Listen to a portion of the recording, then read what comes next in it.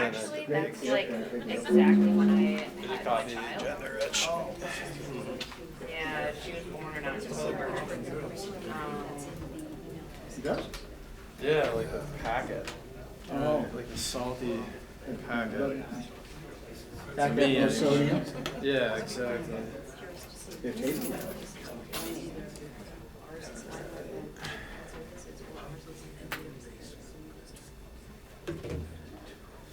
Alright. All good? Alright. Everybody ready to get going? Yes, sir. Rich and Steph, you guys ready to get going? Yes, sir. Okay. Alright, good evening, everyone. This is the October 28th, 2025 meeting of the Leominster Conservation Commission. The public is encouraged to follow along with the meeting using the posted agenda. I'd like to ask anyone attending to please silence your devices. My name is Jesse Averka. I am the conservation agent for the city of Leominster. Before we begin, allow me to confirm which members are present. Mike Seeke. Right here. Steph Quinlan. Here. And Rich Gullick. Here. All right, perfect. And just as an FYI, so let's see, we're having, under new hearings, 1 and 2 are happening. Under 3, the Lake Whalum shoreline, we're still waiting for a DEP number for that. And then item 5, the Orchard Hill development, the planning board had requested some changes, so we don't have a final plan from the applicant. So they are waiting to get that into us, and as such, we're gonna be continuing that hearing without any discussion tonight, so that'll be taken up at the next meeting. And with that, I will hand it over to Steph, who is subbing in for our usual chairman. Chuck Raymond couldn't make it. And we're very excited and thankful that she was willing to step into the role. And if everyone could silence their devices now, that would be appreciated, but no worries. Okay, good evening, everyone. Thank you for joining us. I'm sorry if you were here for Orchard Hill. I would imagine this is a disappointment.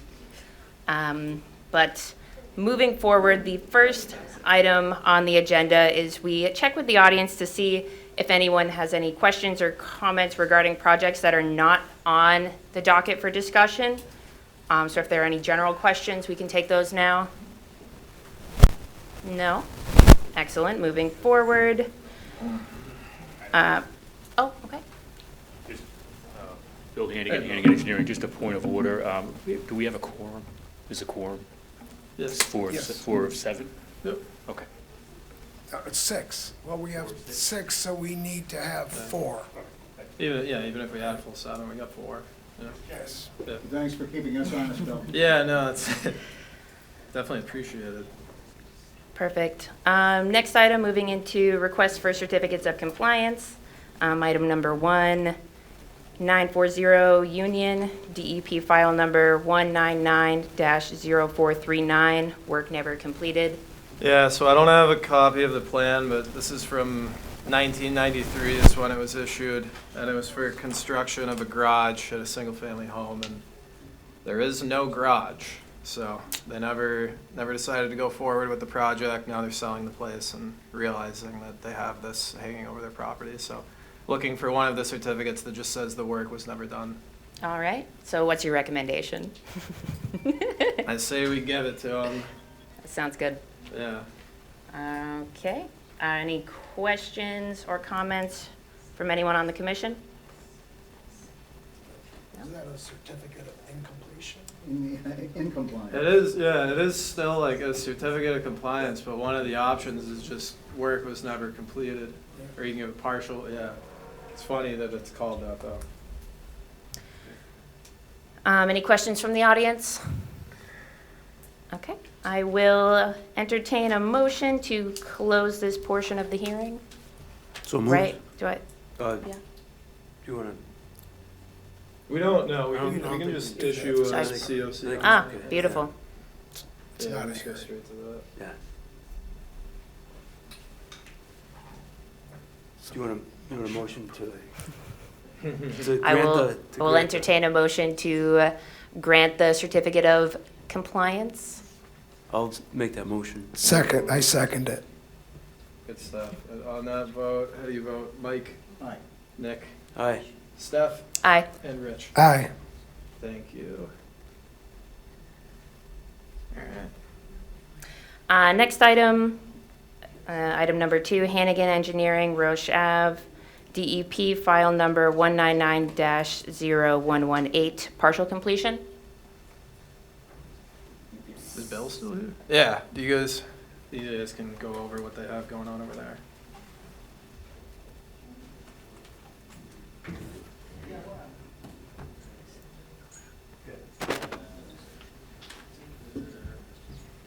Hello.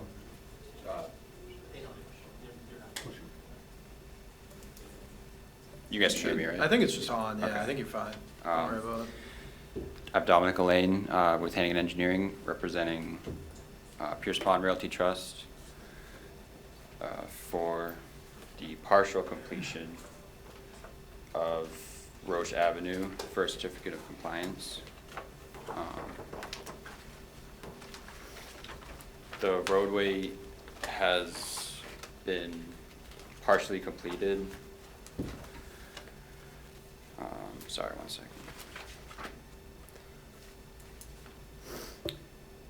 So this project is back from April of 2016, and the original order of conditions was extended until April of 2022. This has expired, and a certificate of compliance is being requested for the work that has been completed thus far. So far, the roadway has been brought to a binder coat of pavement, and the associated sewer lines, drainage basins, and water service mains have all been constructed. At this time, the individual lots have not been developed. Stormwater improvements, including rain gardens and swales, have not been constructed as they were not a part of the original roadway. The remaining work is limited to a sidewalk, curbing, and final pavement construction, which will be reviewed by a new notice of intent, which has been submitted by us to be filed with the commission. And so a certificate of compliance is being requested for the work completed thus far. Yep. All right, thank you, Dominic. Yeah, I mean, I've been out there. I didn't have any concerns. I mean, we have, right now, so we have that, just as far as what's going on later in the meeting. So we all had questions about lot 12A, Roche, like why there was no stormwater submitted with that. So all of the calculations for that are included with the other filing that they have, since submitted, which is the, I guess, item 2 under new hearings, is that Pierce Pond subdivision roadway. So all of that info is in there. I mean, I guess back to the matter at hand, I looked at the work that they have completed out there. I think that it followed the plan. I didn't have any concerns. Can always, if you guys want to take a vote, great. If you want to go look at it, we can find a time to go look at it too. If there are concerns with anything that hasn't been completed at this time and that is being addressed with a new notice of intent, I don't have any concerns. Does anyone else on the commission have questions or concerns? One question though, is there an itemization of what has been completed against the original order of conditions? For the record, Bill Hannigan with Hannigan Engineering, within the certificate of compliance documentation, we state what we've done. Under the new notice of intent, it gets into more detail of what we need to do to complete the roadway construction. So, to your point, it is spelled out, but it's basically bringing it Just so from, we have something to follow along. yeah, from here forward. And the certificate of compliance needs to be closed out on the old ones because it's expired. So it's a partial, release of, certificate of the work that's been done. And then the new notice of intent will cover the work that is going to be done. And all the stormwater stuff that's associated with the questions that came up with Law 12 were actually part of the original notice of intent for the roadway and infrastructure. And now that's being covered by the new notice of intent that's been submitted for the subdivision roadway construction. And then each lot, as we come in, will come in for each lot. And all the stormwater elements of each lot will have been addressed by the roadway work. Perfect. Okay, no other questions? When was this order applied for? I think 2016, is that what you said? Yeah, April Yes, 2016 that was Yeah. 2016. Okay. is when it was issued. Okay, it was issued. Right. 2016, thank you. Yes. Okay, any questions from the public? No, in that case, I will entertain a motion to issue a certificate of partial. Yeah, a partial certificate of compliance. Perfect. Technically, it's a certificate of compliance for the work that's been completed. Okay, That way, it's, because if you put partial in the words in the registry, then lawyers look at it later on and say, well, wait, what happened to the rest of it? sure. So, please. Okay. I will entertain a motion for a certificate of compliance for the work that has been completed. I will make that motion. I'll second the motion. How do you vote on that? Rich, Aye. Steph, Aye. Nick, Aye. and Mike. Aye. All right, thank you. Moving along, item number 3 in certificate of compliance is Hannigan Engineering, Roche Ave, DEP file number 199-1019, 199-1020, 199-1021, 199-1022, 199-1023, 199-1024, for work never completed. Yeah, so those are the DEP file numbers for lots, part of the Pierce Pond subdivision, lots 3A, lot 7, lot 8, lot 9, lot 10A, and lot 12A. None of the work on any of these lots has been started. The original order of conditions has expired, so we're requesting a certificate of compliance. Individual certificate of compliance for each of the file numbers, please. Okay. I Any- think that we can just take one motion approving, they're all work not completed, so Yep. 1019 through 1024. So it occurs to me that the previous, reading this series of file numbers, it occurs to me that in the previous case that, I know we're discussing a new issue, but it occurs to me that in the previous case, 199-0118 is not the correct file number. It should be 199-1018 instead of 0118. So Good point. what did we? Probably just a typo for me, realistically. But what did we just vote on? If we voted on the wrong file number, we should probably correct that first. That's a good point. I think on the agenda it says, on the agenda it says 0118. On the application for the request, it says 1018. So the request was proper, and I think you voted on the request. Okay, so Yep. thank you, Just a Bill. typo in the agenda. Thank you for straightening that out. Okay. So I think we can proceed then. Good catch. Yeah. Okay, I will entertain a motion to issue a certificate of compliance for work not complete. Is that how we rephrased it with the Yeah. first one? For the DEP file numbers mentioned with item number 3. So moved.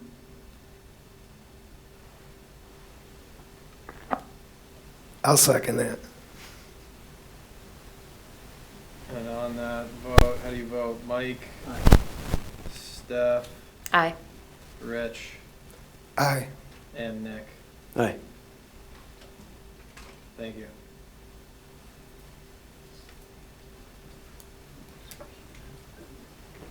Thank you. Yeah, thanks, Bill.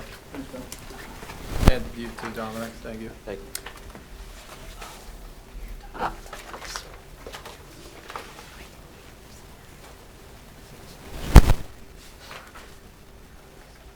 Just a moment here.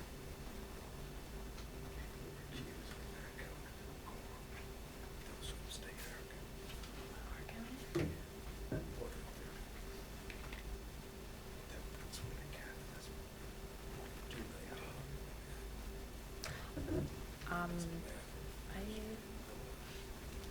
I think it would be okay, but if we're unsure, we can Am I- defer to Jesse. Where'd the bear come from? It's shown over. Okay. Well, the one, Moving on. No, I'm good. I'm good. Okay. I'm asking Mike about bears now. I'm getting off track. Sorry for the distraction. The reason will become apparent in just a moment. Moving on to new hearings, we have a request for determination of applicability filed by Craig Talent for a dead wood and hazard tree removal at 16 Wildflower. Is anybody here to present on that? Okay.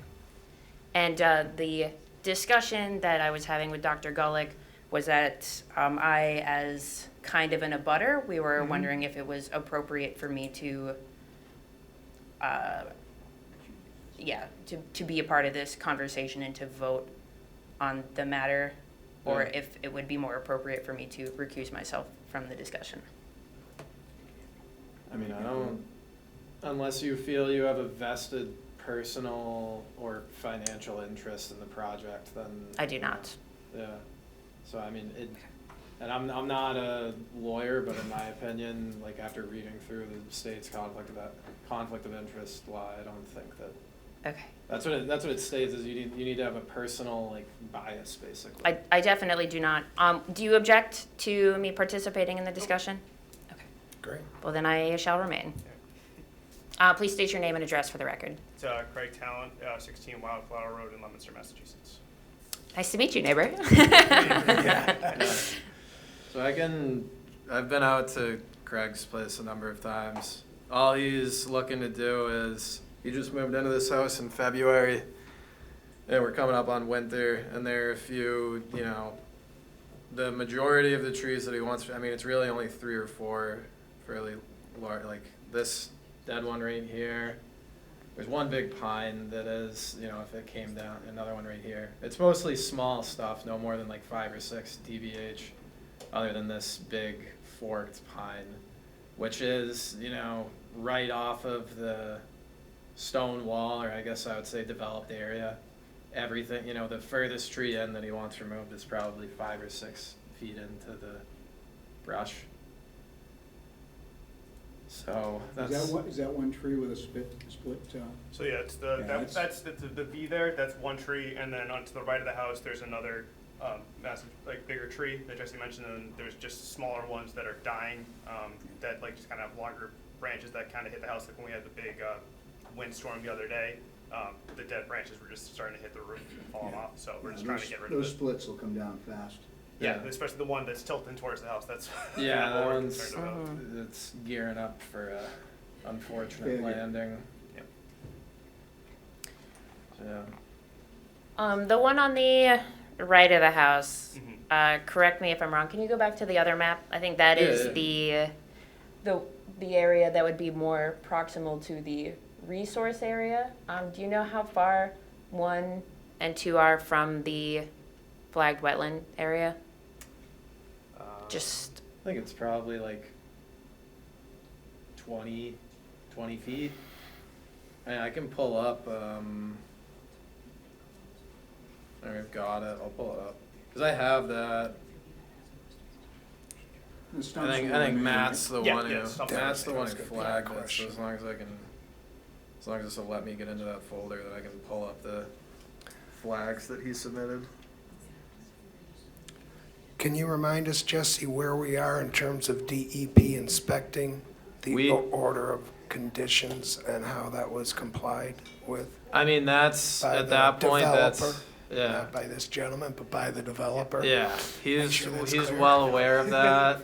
At this point, it's kind of between DEP and him and the developer. But, I Because mean, DEP took over that case. yeah, well, it was a superseding order of conditions, so it came I from guess them. that's worth pointing out, is that was one case we've had, in at least my 4 or 5 years, and Mr. Siki also, where that we turned it down, the original notice of intent, and it was appealed to DEP. DEP took the case. Once it was appealed, it became out of the city's hands. So we had no say in the conditions or in compliance of it. It was purely at the state level. I thought this audience might be interested in that fact. Well, this is, to answer your question, Steph. This is the, limit of work here. And then the flags are a bit further in. And what's the scale on this, John, right here? And Jesse, removing some dead wood in these hazard trees has no connection to what DEP is looking at regarding the order of conditions, no, correct? this is a No. separate Just matter. And confirming it's that for a safety issue. Yes. Yeah. Yeah, an inch is 20 feet, so I think, like around maybe a little more than 20 feet at its closest. That is interesting. The last time I remember seeing these plans and going out for the original inspection, I could have sworn the edge of the building was within 20 feet Yeah. of the flagged wetlands. It may have been, and then, I don't know what plan you guys initially reviewed, but they could have submitted, updated materials to DEP before DEP gave them the go-ahead. That is, I think usually what happens when things like that are appealed. Because if that's 12 feet, the scale on this, the lot's not that big. That is interesting, but not an issue I have with you. Yes, or your trees. Yeah, I would be interested in maybe looking at that map later on, Yeah. but we don't need that to hold us up here. Any other questions from the commission? Any questions from the public? Okay, Jesse, what's your recommendation? I would recommend issuing a -2 determination that doesn't have any potential to negatively impact the resource area. It's gonna leave the stumps in too, I didn't even mention that, but. Yes. Yeah, it's kind of a big thing, so, yeah, that's my take on it. Okay. Okay, I will entertain a motion to close the public portion of this hearing. Okay, so moved. Seconded. Seconded.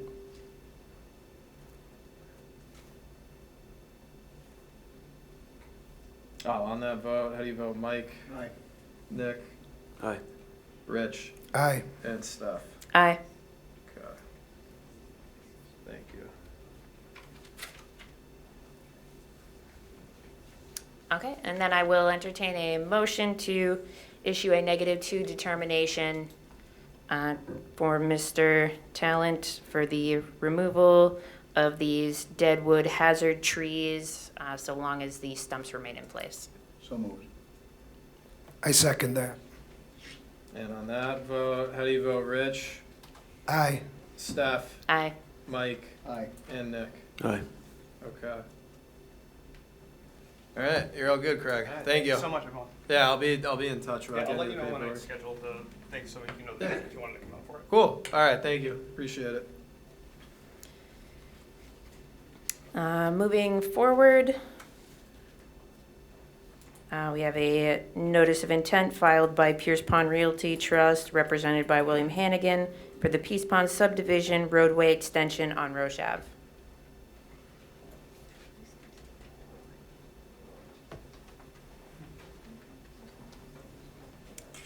Good evening again.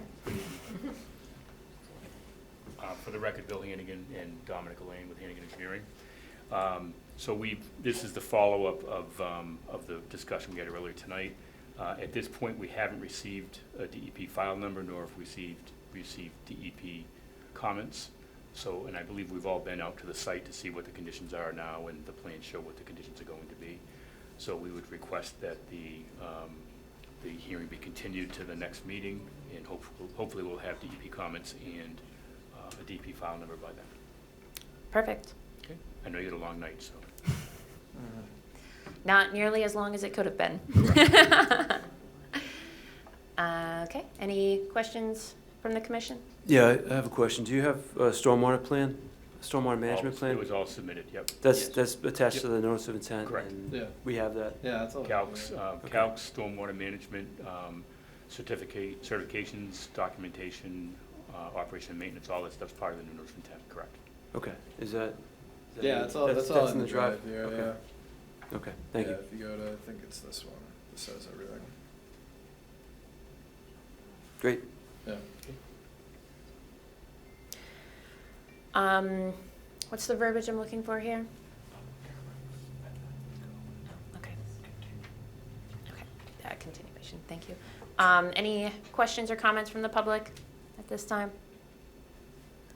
No, in that case, I will entertain a motion to continue this to the next commission meeting, assuming DEP comments are issued at this time, which would be November 11th, 2025. So moved. We do need to, I was gonna bring this up later, that's a holiday, so we're gonna have to pick a different day that week if we wanna. A We different we can day just say that it's week? continued to the next meeting. Yeah.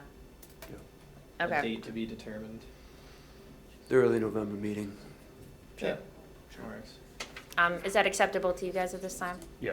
Okay. Do you know when you're gonna be scheduling for the next hearing, or the next, what the meeting's Yeah, we're gonna gonna figure it out tonight. Okay. Yeah, I'll let you guys know. Yeah.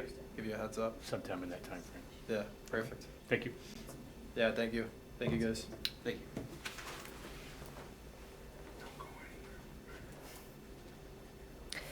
Okay, moving forward I will entertain a motion to continue that to the next meeting, I'll make that date motion. TBD. I'll second the motion. On that vote, how do you vote? Mike, Aye. Nick, Aye. Steph, Aye. and Rich. Aye. All right, thanks.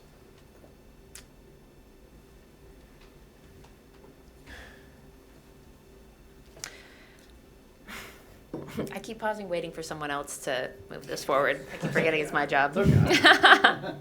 Moving forward, item number 3 under new hearings, we have a request for determination of applicability filed by the Leominster DPW for vegetation removal as well as fence repair work alongside Lake Whalum shoreline. Is anybody here to present on that? I don't think anyone is here, but I can go over the details of what they're looking to do. And the fence removal, they're no longer looking to do, so it's really just vegetation maintenance, which is something that's permitted under, I forget what CMR it is, but I can tell anyone if they wanna know. But pull that email from Jake. If I can type.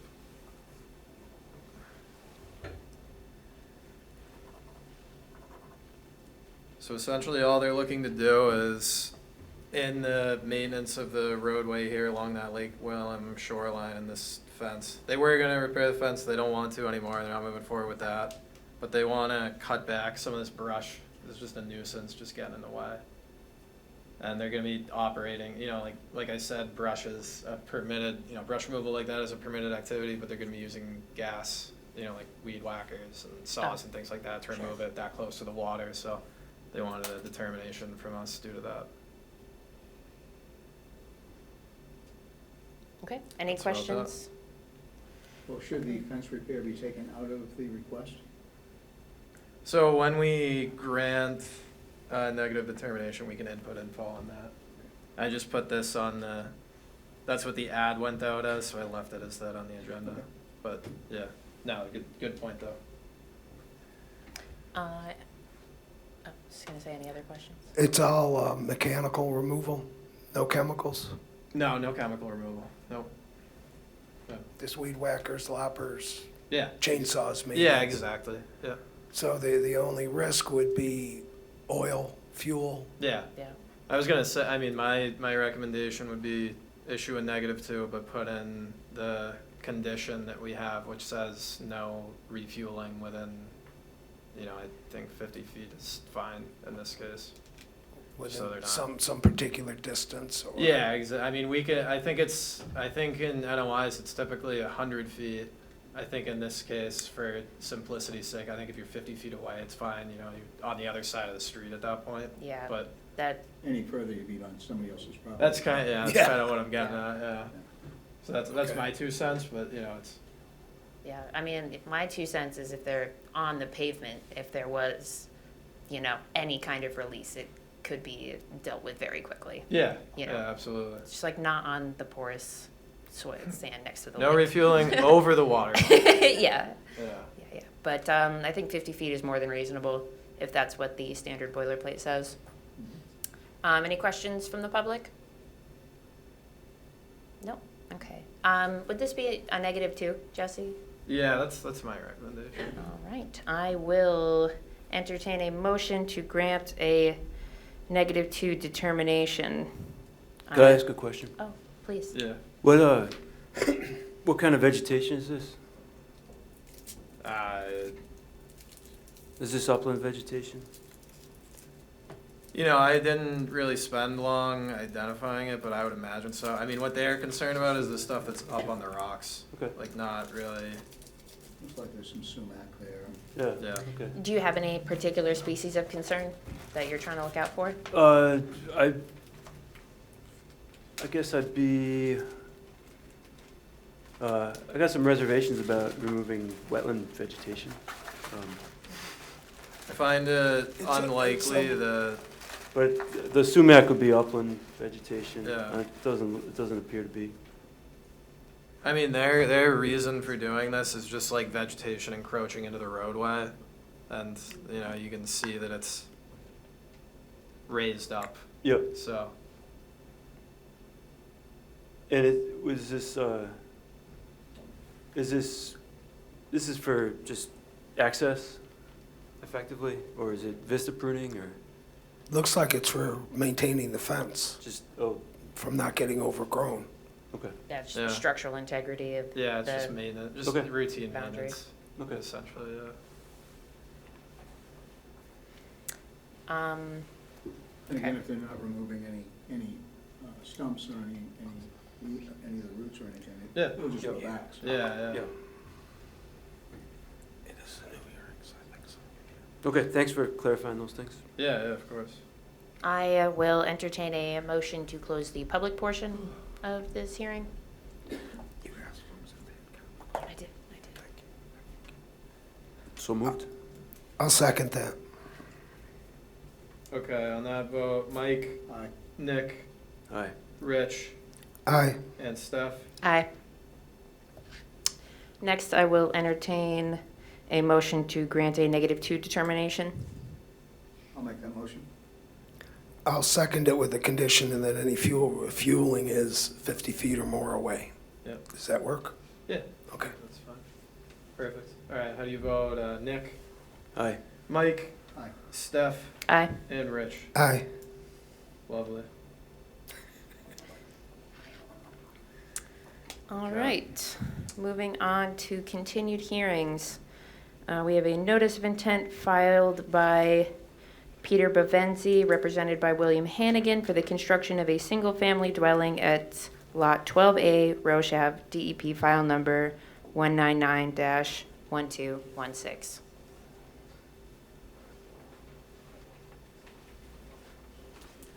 Back.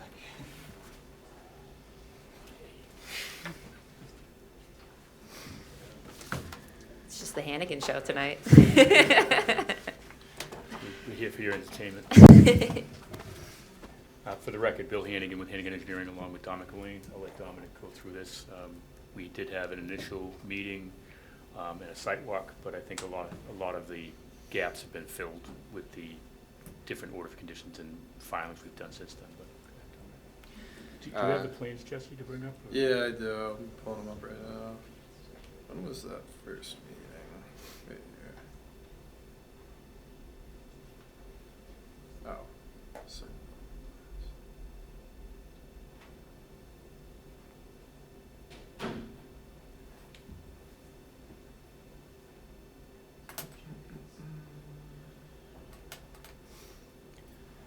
All right, so once again, Dominic Lane with Hannigan Engineering, representing Pierce Pond Realty Trust for the construction of a single-family home on proposed lot 12B, the previously approved Pierce Pond subdivision. You all know where it is, as a reminder, it's located on Roche Avenue, northern side of Pierce Ponds. The originally approved NOI was from 2016 for all 12 lots plus the road. It's recently expired, so we closed that out now with the certificate of compliance. And so, if I remember from last time, you guys were concerned about the drainage being up to date, and so for this hearing, we have updated the drainage for the entire development, and the drainage report is provided with the notice of intent. In terms of changes from the original drainage design, originally there were 2 detention basins proposed on either side, north and south of Roche Avenue, as you can see, kind of central on the plan. One of these, to comply with new regulations, one of these has been converted to an infiltration basin to achieve the phosphorus removal. In addition, another infiltration basin has been added on the screen on the kind of southwest portion of the screen, which will aid in providing recharge and phosphorus removal to comply with newer regulations. In addition, we also submitted a floodplain analysis of the updated floodplain, and to account for any changes made to the overall projects, we have a dedicated floodplain compensation area. If you could scroll to like the northwest, you can kind of see it. Yeah, right up here. Yeah, that is where the bulk of floodplain storage will be provided. In comparison to the original plan, it's been expanded to ensure compliance with the floodplain regulations. And yeah, that's the changes that have been made. Most of those changes are actually reviewed under the roadway notice of intent that was submitted, so that the roadway infrastructure, floodplain review, stormwater management, recharge, TSS removal, phosphorus removal, all that stuff is under the notice of intent that we just filed for the remaining roadway work, including upgrading the drainage calcs and the stormwater compliance to current standards. So that's all underneath the roadway part. So the lot now is, we're providing you the answers that were asked by both DEP and by some of the members in the original filing for just lot 12. Those are being addressed, like I said, in the roadway ones, and now lot 12 sits on its own. And the roadway ones that we just discussed a few minutes ago and continued Correct. till the next Yep. meeting, just to be Right. clear. So we're asking tonight that the order conditions for the lot 12 construction be approved, knowing that we're going to be dealing with the other stuff at the next meeting. I mean, forgive me, but you guys are gonna be back for the roadway NOI either way. Since this is so closely tied and, you know, it does fall under stormwater standards, I'd kinda like to wait and see what the state has to say about the other application that you guys sent in, since they are kind of intertwined. You know, I think before we start going and approving individual lots, I'd rather see if the stormwater meets the standards that they have and what they have to say about that for the project as a whole. Well, the stormwater standards are based upon the lot construction of all the entire development. So we aren't submitting the rest of those lots yet. So what we try to do is we've tried to incorporate in the new drainage calcs the information of what we're proposing on lot 12, as well as what we're anticipating proposing on the rest of the lots. Yeah. To provide that, but that's actually under the stormwater system. That's, this lot, for example, doesn't directly connect to the stormwater system on the road. So they're 2 separate items, in my opinion. And this one just drains to the pond? This one has a combination of, if you could scroll up a little bit more. Yeah. I believe that there are some roof runoff. Yeah. If you could zoom in on it. 'Cause Yeah.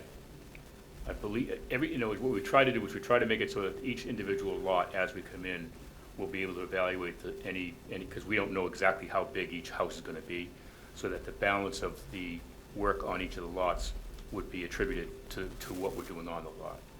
Oh, and, I'm trying to remember on this one, Dominic. Yeah, so portions of the roof and driveway runoff, if you could see, flow to the west towards that newly designed infiltration basin.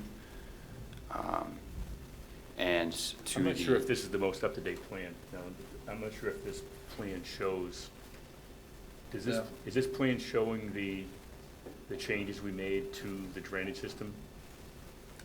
I don't know, I mean, Oh, is that, say I Reed? believe this was the last one that I was supplied. Can you pull up the one for the roadway notice? Yeah, yeah.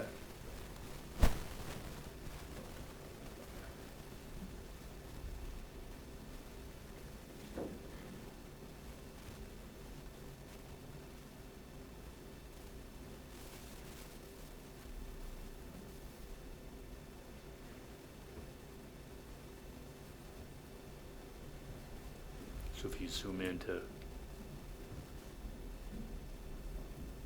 Yeah, this is the updated one. yeah, so just to the west, just to the west, you can see that infiltration basin is what we're doing, but we're not changing anything on lot 12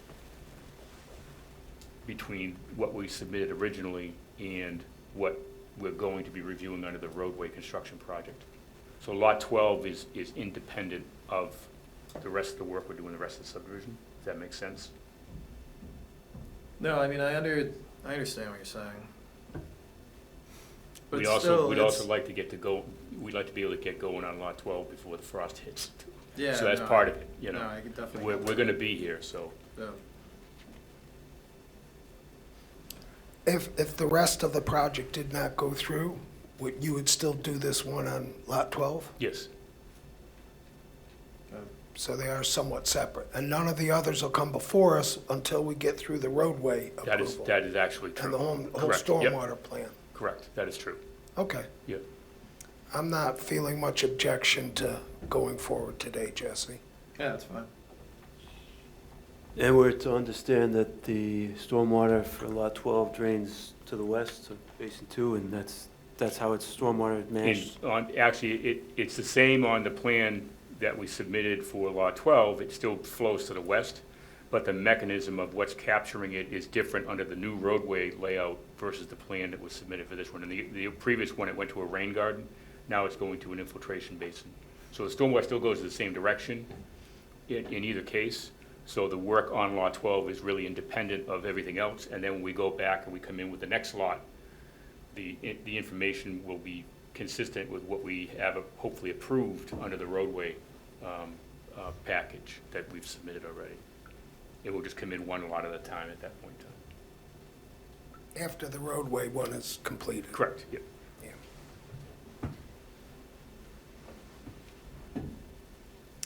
Any other questions from the commission? How far is this basin from the resource area? It's not far. If you can scroll down a little bit more.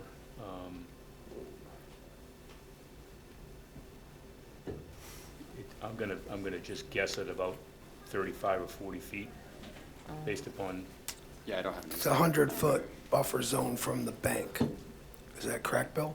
well, there's a buffer zone from the wetlands. There's bank of the pond, and there's also wetlands that comes inside the bank. So the 100-foot buffer zone on this project is based upon the edge of wetlands, not the edge of the bank. That exceed the bank? Okay, It actually, it brings the buffer zone more into the upland okay.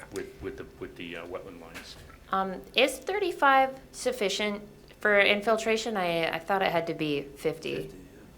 50, I think,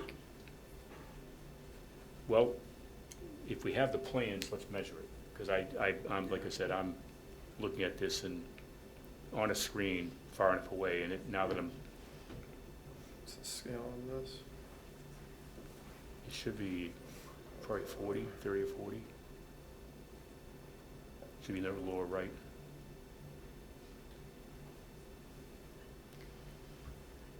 Inches 40 feet. 40. Yeah, so it's probably more than 50 actually, because the driveway's in between it. You don't have a full-size set with you, do you? I do in the. Oh, actually, in there, yeah, in the board, he has it on the board, we can measure that.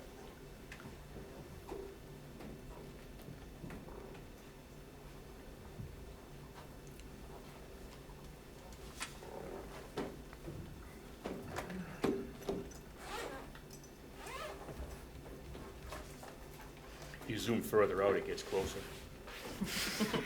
Yeah, that's true. It's nice, the big one came in handy. Yeah, I it feel did like come in usually handy. they're just for show. Right. So,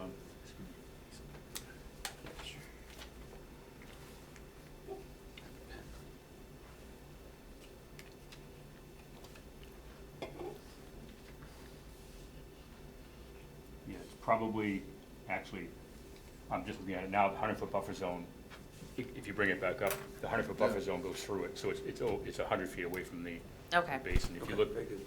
the other plan, the previous plan, but you can kind of see the buffer zone on that one. The 100-foot buffer zone goes through it. So it's graded, it's probably about 90 feet away from the resource area on that one. Thank you, Bill. Perfect. Yeah, that Thank makes a you. big difference. It looks different when it's in paper in front of you. Yeah.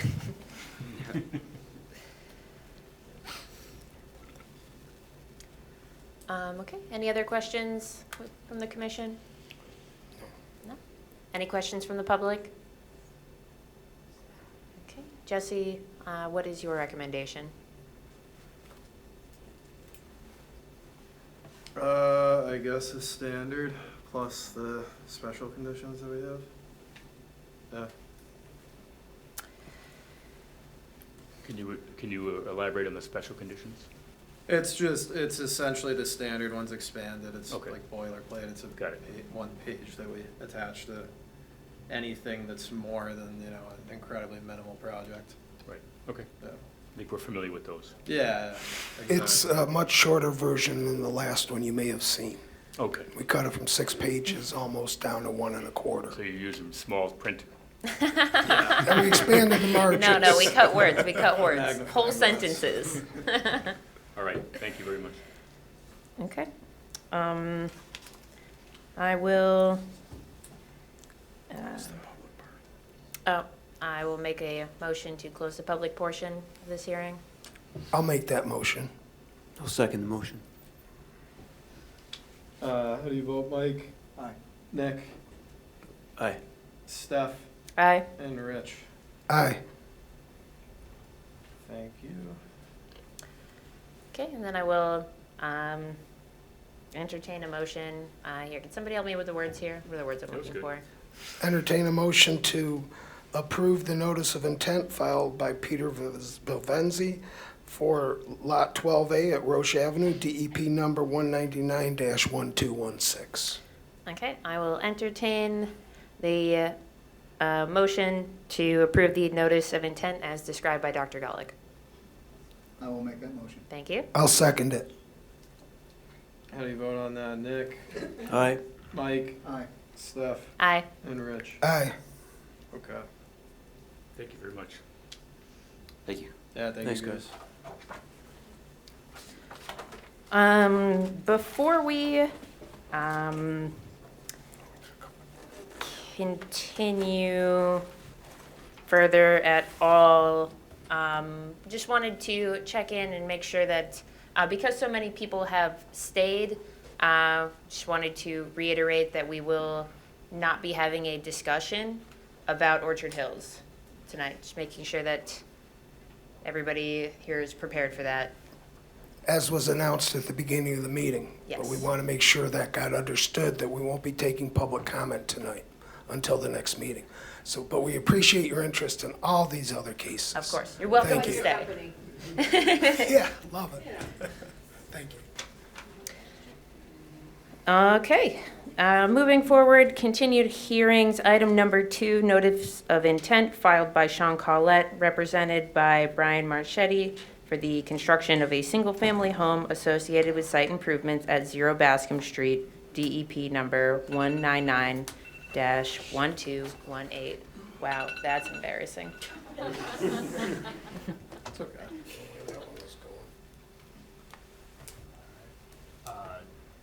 Jesse, did you have the plan that you could pull up on there? Yeah, yeah. Okay. Sorry, please. I haven't been here since we went to 21st century. I have the old Yeah. school plan, but Please state your name for the record. Yep, absolutely. So John Plifka, McCarty Engineering here tonight, representing the applicant. So since the last meeting, we had the house block staked in the field. Members of the commission had the opportunity to walk the site. And those of you who had the opportunity, I think you would agree that the existing intermittent stream is pretty well defined. And we'd like to highlight that there's no FEMA floodplain associated with that resource area. That this is a buffer zone only impact, and we've located the house as far away from the resource area as possible while still maintaining it being zoning compliant. We're also, we are providing a dry well to treat the rooftop, and that's kind of the brief overview of me. I'm happy to go into more detail of the plan, but Which side is the dry well on? the dry well is that box Yeah, shown it's right right behind here, the house. And the stream is where in The relation stream to is that? is Over here. to the west. Yeah. You can see it running that way. I appreciate on the site visit that the neighbors were allowed to go with us, and that was very helpful. One main thing we came up with is that all the drainage possible, which, other than accepting the driveway, obviously, because it has to go into the road, that would drain toward the creek and not toward the other houses. Yeah, so on site, years of leaf litter and kind of lawn clippings have kind of created a berm before you enter into the resource area. So when they're starting to work out there, it'll kind of be flattened out, and the natural grade wants it to go towards that stream. So it's not going to flood out any neighbors. In that sense, the applicant is amendable about if the board seems fit to add in kind of a trench around that, around the property to better direct it. But that's something we can certainly talk a little bit more about if need be. I think that was the main agreement we had on site. You were there, Mike, right? Yeah, that you guys would make sure the water did drain away from the house. And again, the driveway obviously has to go Right. down, not drain back. Yeah, you don't want to drain into the garage. No, we don't. So, no, we're amenable to putting in a stone trench drain that kind of goes behind the back of the house and diverts the water directly to that and away from the neighbors. Jesse, your thoughts? Yeah, I mean, I think that's a good idea. So- Sure. And we can, if we end up issuing an order of conditions, we can have that be contingent on, the addition of that to a plan. And then that plan would be the one that actually goes with the order and is accepted. I would prefer that be done in keeping with Yeah. what we discussed on site. Yeah, yeah. It was pretty easy for Well, you. we would definitely be amenable to that condition. Yeah. Refresh my memory, what is the, where the point where the construction, the building is closest to the resource area? What's that distance? The closest is so it's. I mean, it's here to here. Yeah, so it's probably about, I was gonna say like 50. yeah, it's about feet 50 feet. For it between. So we Yeah, shifted maybe it as maybe far about possible 40. to Yeah. the zoning setback line on the easterly side. Mm-hmm. So zoning requires 10 feet, we're providing 11, just so we can tighten it, we don't want to right on 10, because then it could cause an issue during construction if you're off by, Yeah. that 1 foot. If you can picture from our sidewalk, I think I showed you and Jordan the stake, but even if you can't picture the stake, like the vegetation gets a little bit denser. Like we walked in from the rear of the Yeah. property, and it gets a little denser on the right, that where it gets tighter on the right is pretty much where that like closest corner of or closest side of the house is gonna be. Okay. So, as far as I understand, the FEMA floodplain simply doesn't is just simply not drawn around ephemeral streams. They just don't bother to draw them. There's no FEMA associated with this intermittent stream. There is a wetland a little further down the road, but it's not encompassed on this parcel at all.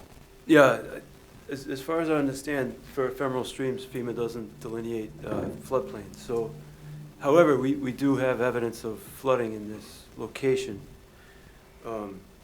What sort of measures have you taken to mitigate flood hazard in the plan itself?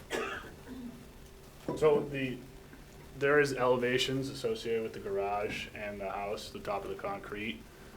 We're showing it's getting raised. The garage is about a foot from it, but you could easily raise that a foot or two, if it need be. But that's, the site's getting raised, the house, to avoid from any of those flooding. What is it getting raised right now? Like We as have proposed, right now we're proposing at 401. Yeah. If it were to get up, 402, it would just be that exposed concrete on the foundation. Yeah. Okay.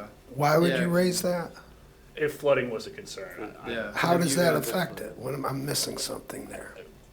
That So if you it- have water coming up Yeah. from that stream, eventually the house is sitting higher. And It's- Oh, ideally you're the worried house is- about the, okay, I Yeah. thought you were talking about the house being flooded, not the neighbors being flooded. I thought you were talking about the neighbors getting flooded by this development. Yeah. No. No. Right, Okay. your No, your I'm- question was pertaining to the So, proposed yeah, what house. sort To- of to this measures development. against flooding are being taken Okay. here? Yeah. What sort of That's why I was mitigation? confused. Well, this is already a foot up, right? It is, It's- yep. Yeah, it's We're- 401. It is higher than the 402. existing, Yeah. we could, potentially raise it up a foot or two more than what we're already proposing if it really was a concern. And you had a bulkheaded basement, Yes, it's a bulk, yeah, it's not a walkout. and the elevation of that would be Yeah, little bit everything, higher. yeah, Everything would goes, be a little bit goods higher. associated if we were to raise that, but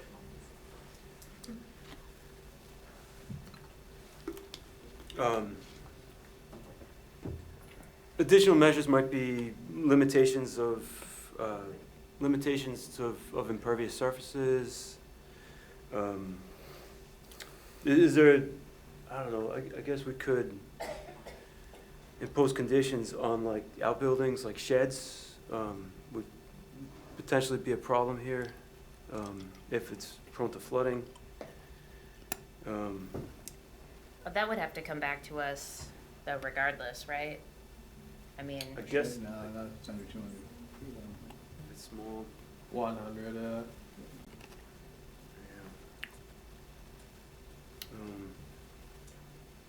I guess, yeah, fundamentally, I'm less worried about a shed and more worried about a basement.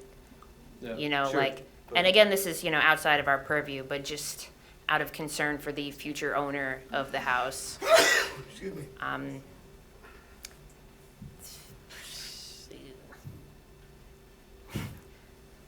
Yeah, feels a little dicey.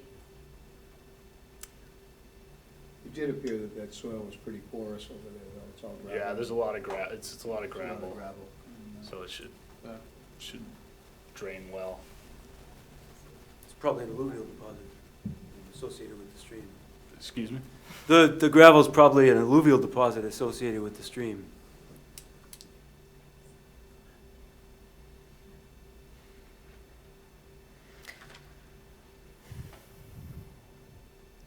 Any other comments or questions from commissioners?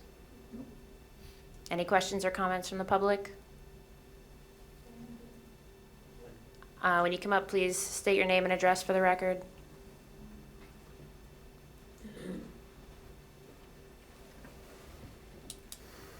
Bill Coulter, I'm in a butter on lot, I believe it's 33518. I believe yours is 33516. When, years ago, we had a problem, and I learned that the EPA, they were on site because of a sewage break.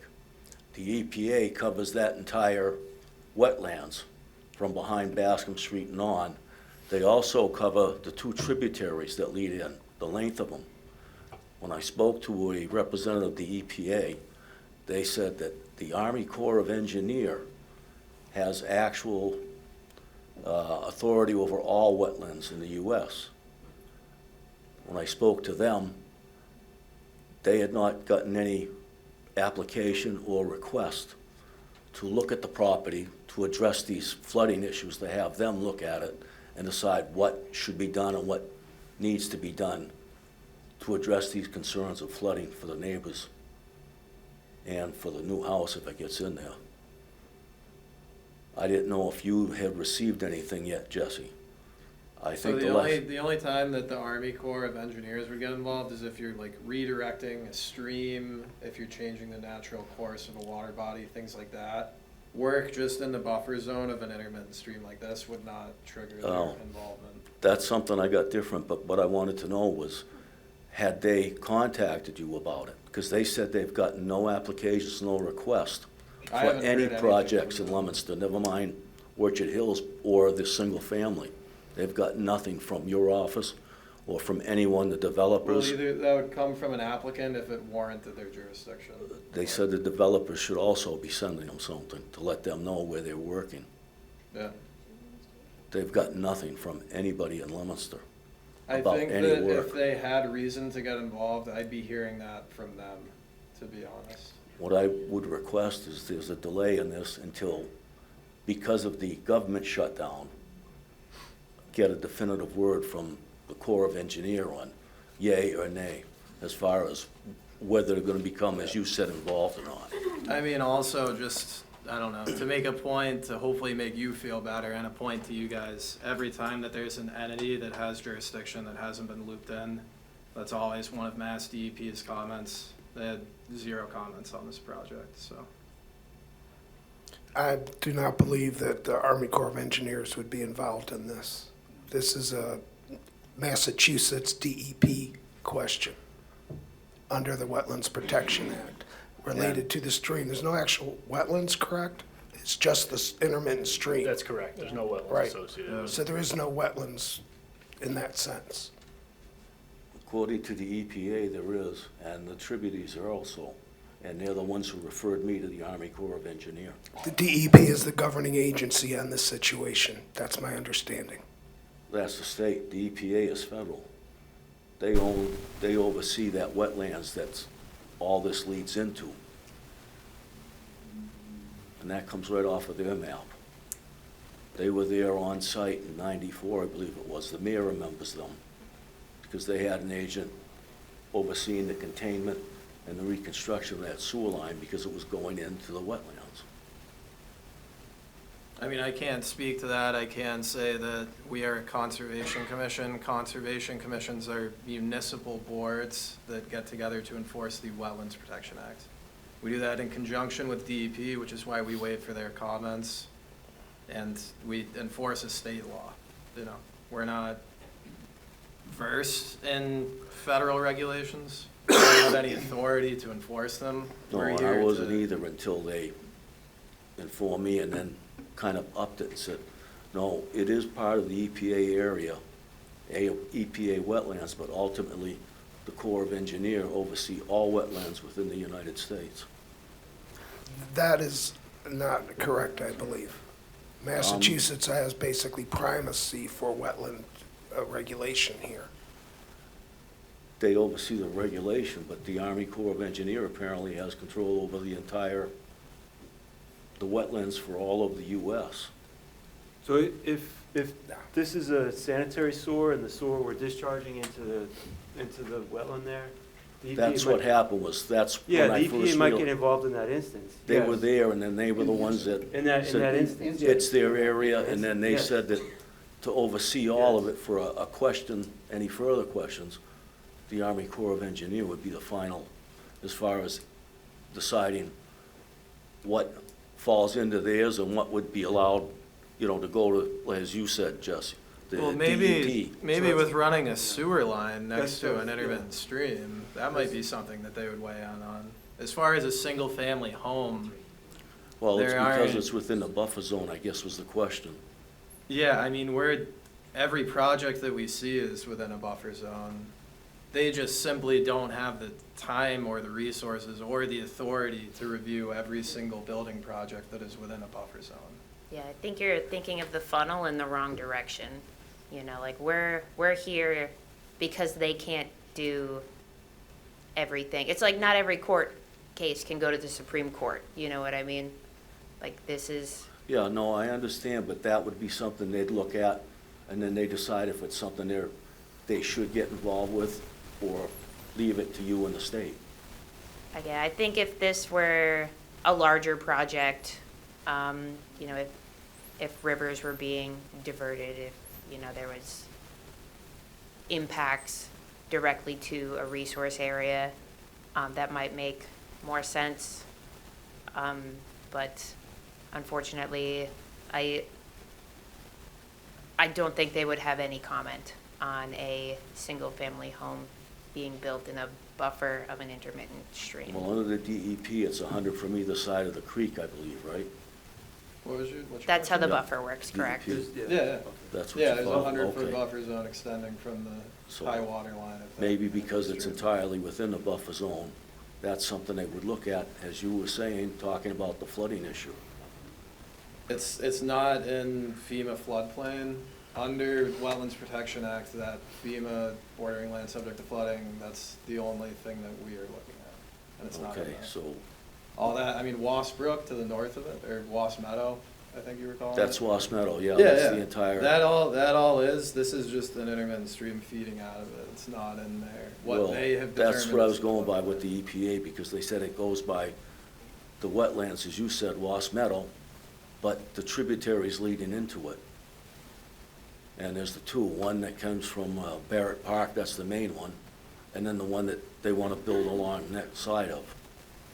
That's the secondary tributary. It's not the main one, but it's one of two. Yeah, I mean, the only thing on this plan, the only thing that we're talking about is that intermittent stream that runs alongside it. That's the only thing that has a buffer zone that extends, you know, that's why we're here, that's what gives us jurisdiction. Just because it's a buffer zone doesn't mean they can't develop in it. All it means is we're allowed to put some restrictions, for example, the slope, talked about the dry well. The one time that we turned down a house that was 90% of it was within the wetlands buffer zone, it got appealed to DEP and they took the case and allowed it. And that just added more expense to the developer, basically. All right, that was the question they had. They got back right to me, back and forth up until the 9th, but because Do you have of the anything in shutdown- writing to share with us that would help us understand your position on that and their jurisdiction? 'Cause normally you'd ask them, somebody would ask them, do they have jurisdiction I can- over it, and you get I something could in drop writing. off a copy of the email and the engineer out of the Concord, Mass office. I'm gonna butcher his first name, Mandy, or Manny Singh, Singh. He was the one that I was corresponding with, and I didn't know if this was interrupted because of the federal shutdown. I did leave messages and stuff, and nothing's gotten returned, so maybe they have no interest at all, but I just, because of the shutdown, the communications were shut down, so. That would mean that the Army Corps of Engineers would be involved in most of our cases, including ones we just discussed tonight, other than the trees that were getting cut down at the one house. And we haven't seen that with any cases yet in my 4 years here. I mean, even. So I if think you- there's a misunderstanding as to their jurisdiction in this particular case. Yeah, I agree with Rich. But I would be interested to see what you have, what you've got in Well, writing it's from very, them. it's about this. very, what do you want to call it, the beginning, going back and forth to get some information, and he was looking for information. I think I provided what he needed, but because things were interrupted with a shutdown, I just don't know if they're set and done, or if it's something they do want to step into. I don't know. And with it shut down, it's kind of tough. I mean, I left message in case they had somebody that would check in and just give a little bit of feedback, and I haven't heard anything yet, so I'm assuming, like most of the federal offices, they are actually shut down. John, do you have any thoughts on this that you want to share? So I've done permitting, kind of all over the state in all different towns, and the only time the Army Corps of Engineers, when you reach a certain threshold. I've never had them impose any or get involved on any single-family houses. That we followed the right procedure in following with DEP and with this commission, and it seems like there might be a disconnect or a misunderstanding, as you said, on their involvement on this. But this is a buffer zone only, and DEP and this commission are the only governing authorities. As Jesse said, there's no comments from DEP, and if there was a need for the Army Corps to get involved, that would have been included in their comments. Yeah, I've seen the Army Corps involved in, for example, putting in a large sewer line across a steady stream Yeah. or river. Yeah, totally. And boy, they'll get involved in a great detail. We actually had some work done on the Nashville River, which is part of the Waters of America, which is definitely of interest to the federal government, and they weren't even involved in the Nashville River project that so it was a riprap. We didn't see anybody. The protection of the sewer lines there. Are you referencing a particular incident in 1994? Well, that was an incident where I realized the EPA got involved into it, and when I looked into it later on, found out that they actually had control of that. And then after speaking to them just recently, they said that the final authority or over all of the wetlands went to the Army Corps of Engineer. And they would look at it, and as you were saying, either yes, they'll get involved, or no, they won't, and that's it. Could you elaborate on what happened in 1994, which might shed some insight into what you're referring to and why the EPA would have been involved in this instance? Was it the installation of the sewer line? Was there discharge into the wetland from the sewer line? Was there pollution? Was there an incidence of point source pollution, or? Well, that's what the agent was there for, to oversee the repairs and to containment field to make sure that there wasn't any of that. Sure. So yeah. So in that instance, perhaps You know, for the sewer Not line, DEP, but the EPA was there. yeah. But the sewer line isn't being touched here, so we shouldn't have any reason to involve. Well, the no, EPA I'm just saying because that of was the incident that drew me to look and see yeah. if they actually had that or not, and that's where I started looking a little deeper into it. That's So all in- I'm saying about that, yeah. yeah. No, I In understand what you're instances saying. of potential big pollution like that, yeah, the EPA would get involved, but for a process like this, for a proposal like this, the sewer line's not gonna be touched, so there's no need to invoke the EPA at Yeah. all. This is Yeah. very small potatoes. This should be self-contained, It is, yeah. and that's all What- I'm saying. They might not have anything to do with it at all, and go right back to what you're saying. Okay. It's just that because.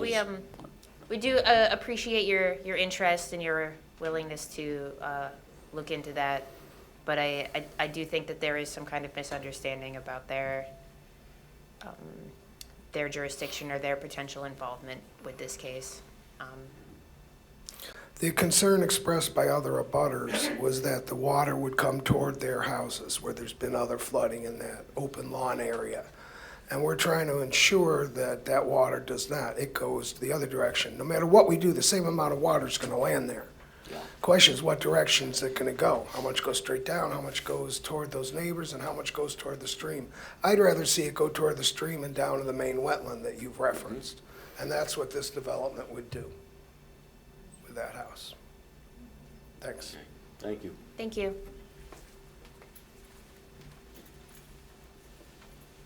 Good evening, Claire Frieda, Leominster City Council.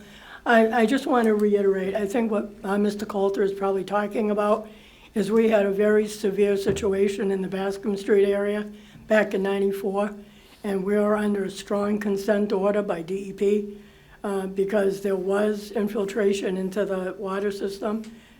We tried to go through U-Haul because that would have been the best route to take to divert, and U-Haul wouldn't cooperate with us, so we had to really have some issues to go around. I don't remember all the details, but I do remember that we were under a very strong consent order and they weren't very happy. So whether you want to take a chance and go back and look at some of the records. I don't think there is any repercussion now, but there was some severe issues back in the day on Bascom Street. You said infiltration of the water system, you mean infiltration of the sewer system? I don't remember if it was a sore break, but it was, Well, it they don't was need to a break to massive have flood. infiltration. I'm telling you, I don't remember the details, but I know that we were under a strong consent order, and they weren't happy with us over some of the details that had to be done. So I'm just saying that Mr. Coulter might have a question that you could probably find the answer if you look back in that time frame. You should have some records on it, because there was a lot to look at to try to figure out how it was gonna be corrected. And I just remember that the best way was with the cooperation of U-Haul on Central Street, and they wouldn't help. So there was another route that was taken to help to resolve the issue.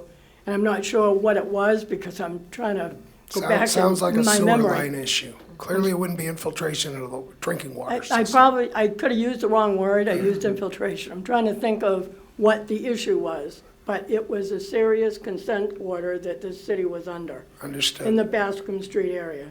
So there should be something somewhere that you can go back and look. There should be some record that would speak to what Mr. Coulter was talking about, because I remember that I had just started on the city council, and it was a mess. So whether there was any residual effect, whether it was all taken care of, I don't know that I can answer that, but I do know there was a big problem back at around the 1994, as he suggested. Okay, John, interesting. you guys are tying into sewer, right? We are. Yeah, I know that I spoke to John Roseberry from DPW briefly about this project. I mean, I would think that he would be aware of any, I think if there was a reason to be concerned, John would have been aware of it. If nothing else, and, you guys want to issue, not telling anyone what to do, but if an order were to be issued, we could put in a condition that said pending the confirmation that there are no issues regarding the abutting, I guess, sewer line. We only have jurisdiction within 100 feet of that intermittent creek. Yeah. Well, Period. that's what That's it. And the no sewer matter line. what's going on beyond that, we have no say in it. The sewer line is closer than the sewer line runs adjacent to the stream, like directly. So it's that's closer than the actual proposed house. Yeah. You can see that here. Real quick, as Ms. Frieda pointed out. Can you please step that's to the mic? only- Step up to the microphone, Okay. Oops, sorry. so I can hear you better. Thank you, sir. That is the only outlet from Moss Meadow. That's what was causing the problem, and that outlet actually goes underneath an old metal sewer pipe that's part of that system that gets it to Union Street. And it's got blocks on each side. So if, as she said, all that rain and now that water coming from other areas, yes, it's going into Was, but it's all leaving Was along that area, causing the problem that it did years ago behind U-Haul, but it also may compromise that part of the sewer line that crosses it and the old blocks that have been put up there. But that was the only point I wanted to make. That's the only outlet. So even there's all this water going in, I hadn't even thought of that. That's the other point, is where's it all going out and what's it going to affect there? So yeah, you're turning the water away from other houses and stuff, but then you'd have to take into account where it's all going and what else it's going to affect. I think overall it's still going to be the same amount of rain that is ultimately going into the same drainage stream. I don't know how much like this development would impact that. I don't know, but Same water's gonna get downhill. it's not going to change the amount of rain. But I appreciate the clarification, Councilwoman. I appreciate the additional information. That does make a little bit more sense, and I would definitely be amenable to a condition, if that is the direction that things were gonna go tonight. To make sure that that someone, double checks that. That seems reasonable. Thank you. John, would you rather have a condition on this? Or I- would you I guess rather we I'm- wait till the next meeting to approve it? I guess I'm curious on vote. what the wording of that condition would be. I mean, Obviously we since would. it's a sewer line, DPW, they're the ones who do sewer, so we could put in a condition that says, pending confirmation with the Leominster DPW that there are no issues Yeah. with the plan as proposed. John Roseberry has seen this plan too. Yeah. And so if there was a condition pending a sewer connection plan approval, Yeah. we'd be fine with that. We'd have to get that anyways. They'd have, you have to get their Yeah. approval to Yeah, we could attach do into that, it. yeah. So, That's a good idea. So I'm not sure what we get by doubling that approval, so to speak. Okay. By I'm the- I think we went down a little bit of a rabbit hole, right? There's an existing sewer that we're proposing to connect. Yeah. This isn't the only house that connects to it, and that if it's not, it's not the burden of the one house builder to then No, it's not. upgrade the whole, I don't know, I think that's a slippery slope, and it's, If DPW accepts it, they accept it. correct. The connection? Yeah, Okay. the sewer connection. All right. And our jurisdiction ends, it's only your property and what's within 100 feet. Yeah. Now, we can think of impacts downstream, but we don't have jurisdiction true. per se. We only have jurisdiction as what you're doing, and I don't see how what you're doing can have any great impact on anything downstream. It's one more house in the sewer system that DPW has to approve and accept they have the assimilation capacity for. I mean, I wouldn't go as far as to say that we don't have a responsibility to consider downgradient impacts. I can think of cases So we've we can had. consider, but we don't have jurisdiction per se over what's happening down there. What leaves this No, property does. But we should be mindful where there are conditions that, if approved, could have negative consequences for downgradient. Like, I'm thinking of that. Absolutely, like the people who get flooded by something. Yeah, like I'm thinking of one instance in particular over the last 4 years that was sort of Yeah. on a hill. Yeah, the one up on Hillary, near Hillary, Yes. Harwood Terrace. Yeah, that was very bad how it flooded, the way that was What do you designed, got? the storm and we drainage. should be mindful about Agreed. potential like I that. I do agree. not think this is one of those situations. I agree with that But I also. wanted to, Clarify my wording. yeah, I wanted Thank to you. tighten up that language. Appreciate that, Stephanie. I just want to add, I had checked with someone to see if they remembered the issue that was involved back then. And and it was through the DPW. And they said that the relief store in the street has the capacity. The issue should be wetlands and the proximity to the brook. That's what the worry should be about. So Okay. Okay. so that Thank you. cleared it Thank you up. for doing And that. answered Yeah, my thank you. I question appreciate too. that. Yeah. Very good to know. Good to have Um, connections. Are there other Seriously. questions from the Yeah, how do I public? get an answer from them that quick? You gotta know somebody. Yeah, just briefly, I think we spoke last meeting. I just wanted to kind of. Please state your name and address for the record. My name's Paul Miller, and I live at 20 Tisdale. I'm actually the trustee for there's a condo there, it's 20 and 22. Yes. Yeah.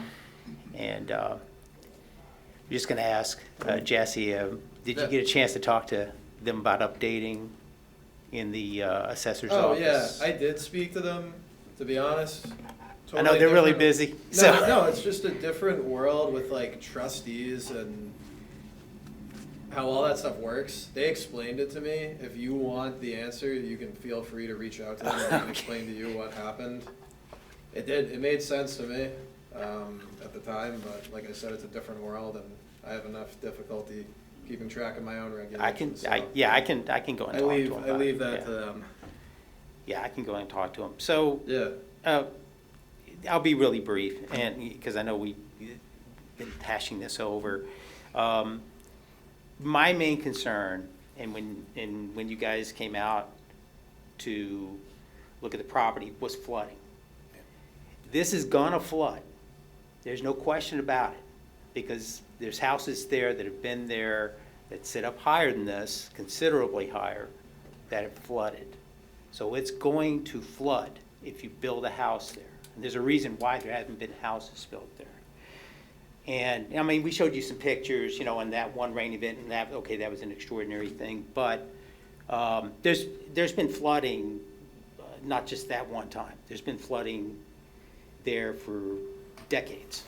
And so, and I know you've talked about adding and requiring some, you know, some measures be included in the plans to, you know, to try to, you know, better control that, make sure the grading is going towards where the stream is and that.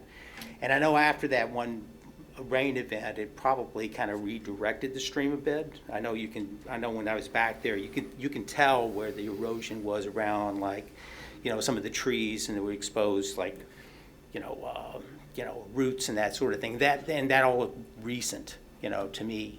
And a couple of things. One is, if this gets approved and they go ahead and build this, when it floods, somebody's going to have to answer for that when this floods. And it's going to flood. I mean, there's no question it's going to flood.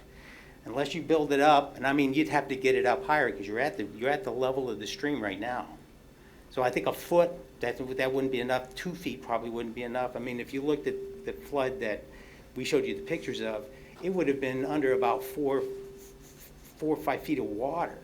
So, I mean, that's my main concern. And I know that you can build it up and you can grade it to where it flows, you know, more down to where the natural stream is there. I mean, you can do that. That's when the flow is not coming from the stream toward the house, which of course, if it's overflowing, it will come toward the house. Right. Even with the slope is for the typical rain, more so. Right, and makes you know, sense. and you know, I mean, and we all know that, you know, rain events that typically wouldn't happen, you know, once in 100 years, you can't bank on that anymore as far as what's going to happen. You know, I think that if this moves forward, we're probably going to appeal this, and we're probably going to bring up this about the flooding. I don't. Well, let me put it this way, and this might be a little unfair, but I just want to pose like a hypothetical question. Knowing what you know today and the pictures that you've seen, you've been out there, if you were buying a house, or if somebody in your family was, would you have no reservations at all? Oh yeah, I mean, I'll buy that house, I'll live there, I don't have really concerns about it. Or would you have any concerns? And I mean, you don't have to answer that question, but I think it's kind of a fair question because there's a reason why nothing's ever been built back there. And that's probably the reason. And I think and I don't think the people that have had flooding, they don't have flood insurance. I don't know if you could get flood insurance back there. I mean, if the insurance company actually looked into this at all, I doubt they would want to insure any property back there. But I just wanted to say that if this does go forward, we're probably gonna appeal this. And I did talk to a couple of law firms as far as how that would work and that. And I think it's 10 business days from the time that this would be passed that you would be able to I'll be appeal. happy to go over the details with you if we get to that point. It's been hard to find an attorney because I guess because the developer, I mean, I've been looking locally. I don't think you need an attorney to appeal with Mass DEP. No, I know, we can just file the Yeah. paperwork, but I mean, Yeah. if this were to, Yeah. if we needed somebody, you might have to go outside of Sure. town. Because I checked with 3 and they Yeah. all No, totally said fair. they had a conflict. Yeah. Also, if I can just to reiterate, like, when we approve or deny a project, we are not saying we think this is a good idea or we think this is a bad idea. People submit applications, and we are the regulatory authority that tells them whether their applications comply with the regulations in the Wetlands Protection Act or not. So if we are to deny a project, then we need to cite the standard that they are not meeting. So when we approve projects, it's not because we think this is a good idea necessarily, it's because this project meets the law as submitted, you know? It's a law that we're enforcing. Okay, I mean, nobody answered that question I posed, but. Well, I guess that's my point, is that's not a question that we should even be, we are Well- evaluating it against regulations. We are not asking. So you know. who would be the body that would say this probably is not a good idea? And that you should probably find a more suitable? I can only speak to what we're doing here. to be honest. Because. I mean, I think that sort of happens before it gets to us. You know, if planning and zoning Yeah. determine that it is a developable lot, So who makes that determination? Well, this is just a single-family lot, so if it meets lot size, but either, we're not, that's not what I'm explaining what this board does. This is a Conservation Commission meeting, you know. And you could go to, they have to get a building permit, obviously, to put the house up, you know, you could talk to the building commissioner. I don't know if he would have information for you. I just don't wanna speak up, Right. you know. I mean- worry about like I said, I Right. have enough difficulty keeping track of my own rules. Yeah, So I and worry like, about my and own I know you don't stuff. have jurisdiction here, I don't, over something like that necessarily, but I'll do that. I mean, because, like I said, when I was here last time, when this came up and somebody told me that they were thinking about this, I didn't really take it seriously. But it's serious now, because it's moving forward, and if they put a house back there, it's gonna flood. And then somebody's gonna be asking, why is it that, you built my house here and it flooded? And there's gonna be a lot of people that have to answer that question. It won't, not necessarily you guys, you did your job and it met all of the requirements based on your jurisdiction and what you get to decide. But maybe I can look into this a little bit more as far as how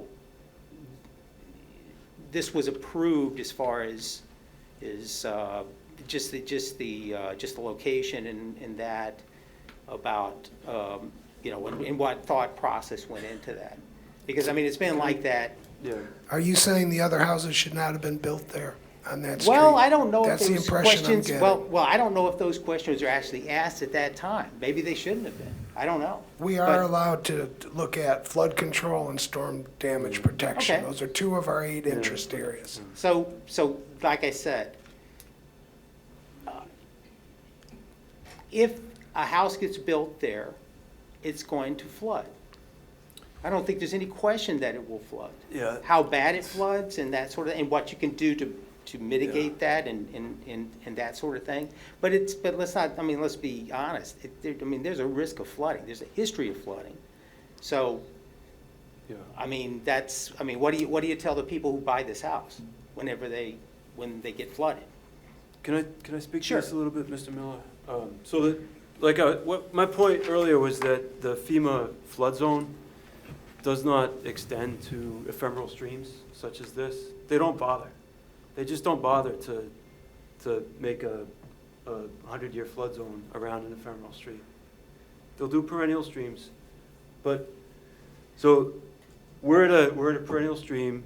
FEMA would include a 100-year floodplain or a 500-year floodplain, and they would have bordering land subject to flooding based on that 100-year flood zone. The map doesn't exist here. We're in a condition. We're operating in a condition where the thing that we want, bordering land subject to flooding, is not mapped. You're highlighting a discrepancy between the world as we know it to be and the world as we're charged to think of it on a map. You raise a fair point, but unfortunately, we're tasked to think of the world as it's been mapped, not as it actually is.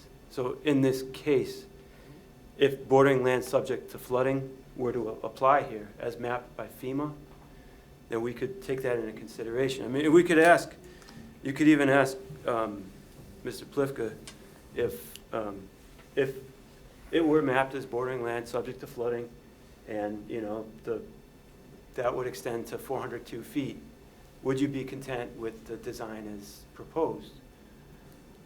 I mean, you could ask that question. How Or would you- about- Would you like to change it? I mean, Well, but- can we but ask that it- question? I mean, if You can this ask was- him that question, but I mean, can you Yeah. answer that question? I mean, if this was, if this was a perennial Sure. stream, yeah. and this was we part of, had- and we had it mapped, that was a yeah. question, would this change the way that, actually building this at all, or how you designed your plan? So I think we're getting a little Yeah, in it the would- gray area about this. That's a subjective question, and I'm required to design I don't- objectively. I don't personally want to go into hypothetical questions. I don't see a need for that. We This is- we this is- normally avoid hypotheticals. Yeah, I don't think that's a great idea. We don't need a FEMA mapping, though, to be concerned about flooding. Harwood Yeah. Terrace was not FEMA mapped, and that engineering design and the rainfall that came really impacted the houses downhill of it. We're still sensitive about that situation.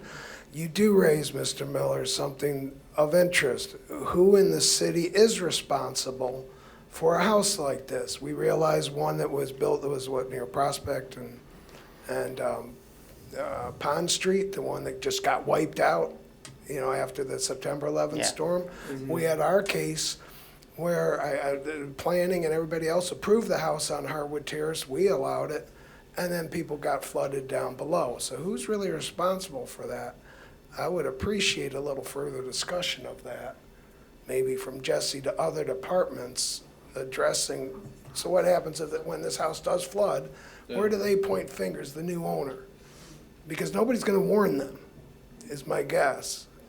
In fact, the one on Wildflower got flooded after they bought it. Yeah. I mean, I can ask around, to be honest. I think with a single-family home, I mean, they say buyer beware. At the end of the day, if a private landowner owns land and they meet the lot size requirement, and it's in a district where they're allowed to build a home, And they come wanna to us build and they it, get a permit because they're, within a buffer zone.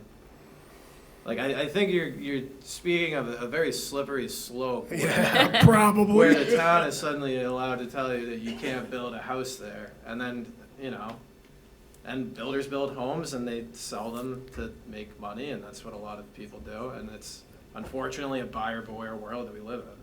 I don't know, like I said, I should probably stop talking, because I'm not 100% certain on that, but that's my 2 cents, like, it's a So- slippery slope, I guess. And I think under the same token, the home insurer, with respect to flooding, would see that, well, it's not in the flood zone, so we can provide insurance. That's what I would suspect. I'm not an insurer, but I think that they're sort of forced to operate under the same mapped world. Well, I can So- look into that and see, as far as insurance, I know, I don't have insurance, flood insurance, and I don't believe anybody else does. I could look into that to see, would somebody be able to get insurance there? You if they certainly wanted? can, but, at the end of the day, the answer to that question isn't going to change the. Oh, yeah, I understand. Yeah, I mean, the conditions that we have to I operate think it's in. an interesting point that's been brought up here, as far as, is it a good idea? Or is it maybe not a good idea? If it was me building a house, no, I would not build a house there. Yeah, I mean. With this plan or obviously- any plan, but that's me, so it's,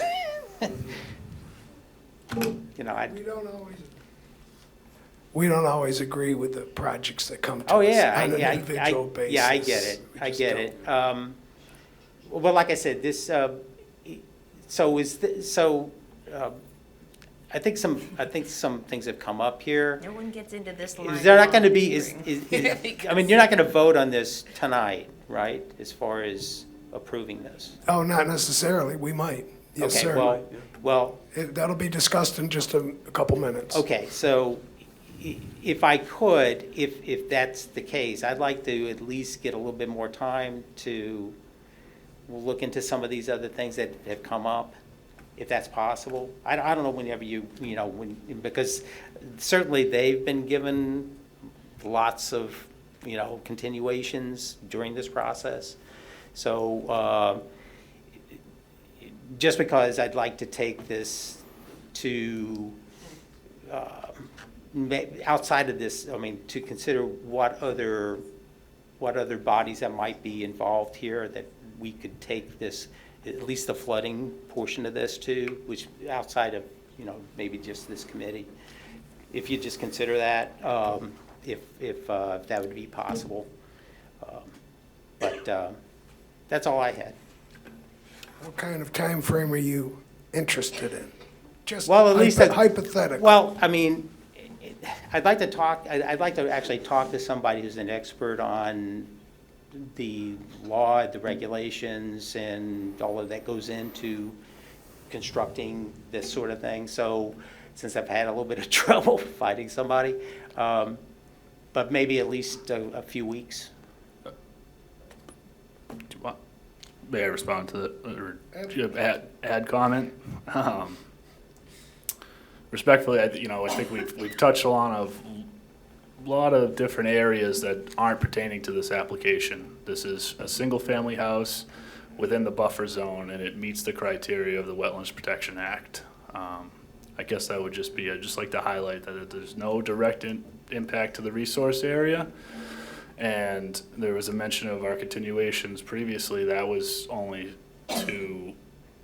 we hadn't been issued a DEP file number yet. So we filed this back in August. Yeah. And we're almost in November, so. Well, I would like this to have an opportunity to have a review of that application and that, just to see if there's anything that would be a point that could be appealed on this. You've had that opportunity since August, Well, is my understanding. well, that may be true, but I wasn't even notified when I should have been notified because they didn't do a notification. So so I didn't come into this process until after that notification had been sent out, when I should have been notified and I wasn't. And that was not your guys' fault. That was because when they sent the abutters list out, it was wrong. So, I don't think a few weeks, a couple weeks, is very long to wait, especially because, like I said, there's some things that have come up as part of this conversation tonight that I think everybody would, I think I would, and I think you would, if some of those questions got answered, or at least looked into. Whether or not this, everything is fine and there's no issue with this at all. Because if we do appeal this, okay, then it would go to, I guess it goes to the state, right? Yes. This gets appealed? Yep. So maybe we can answer those questions and then that process doesn't have to take place. That would actually slow things down more. So I think asking for a little bit of time to look into some of that might save us a lot of time later, because if we do the appeal, then it's gonna start that process anyway. So I don't know. That's just my thoughts on it. But it's up to you guys. Okay. I appreciate your thoughts and being here and coming and sharing with us. Great. Thanks. Thank you. Thank you, Paul. Did we have any other questions or comments from the audience? Yeah, I've got a question. Please state your name and address for the record. Liz Macarella, 75 Harvard Street. Just listening to what's going on tonight and having been present at a few different board meetings lately, including planning board. When stormwater comes up at planning board meetings, they recognize that it falls under them somewhat, but they have stated multiple times that they always defer to Conservation Commission. And on a something like what we're just talking about now, you mentioned that stormwater is one of your items, under your purview. Here's an issue where it could be a demonstrable problem for the completed project. When do you step in, and do you realize that while planning could talk about it when they do their review, they seem to have a policy of not really dipping their toes into it and to deferring to you guys? I guess I can answer that. like my concern is that each of you is sort of saying, So not it. under the Wetlands Protection Act, there's stormwater standards which are triggered by things like subdivisions or large developments. This is a single-family home, so the stormwater management standards do not apply here. Okay.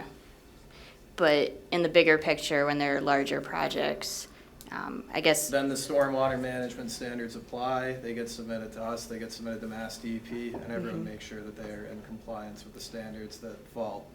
For us, under the Wetlands Protection Act for planning, I don't work with the planning board. Obviously, I speak with them, but I don't. yeah, I mean, I'm hoping that there's some There is. interconnectedness and There is, that, but there's also, it's, from a legal perspective, you're better off worrying about the regulations that you are enforcing. completely understand. I just want to make sure someone is enforcing them, so. Yeah, like a lot of the discussion that you overheard with Hannigan Engineering and the Roche Avenue, that is a situation where stormwater management is front and center. And, we requested a much more detailed plan from them. They wrote something very thorough that overcompensates for expected runoff that is, they're meeting the condition of having more than 5 developments. And so this is part of that big picture. Part of it is that with the single family house, the disturbance is,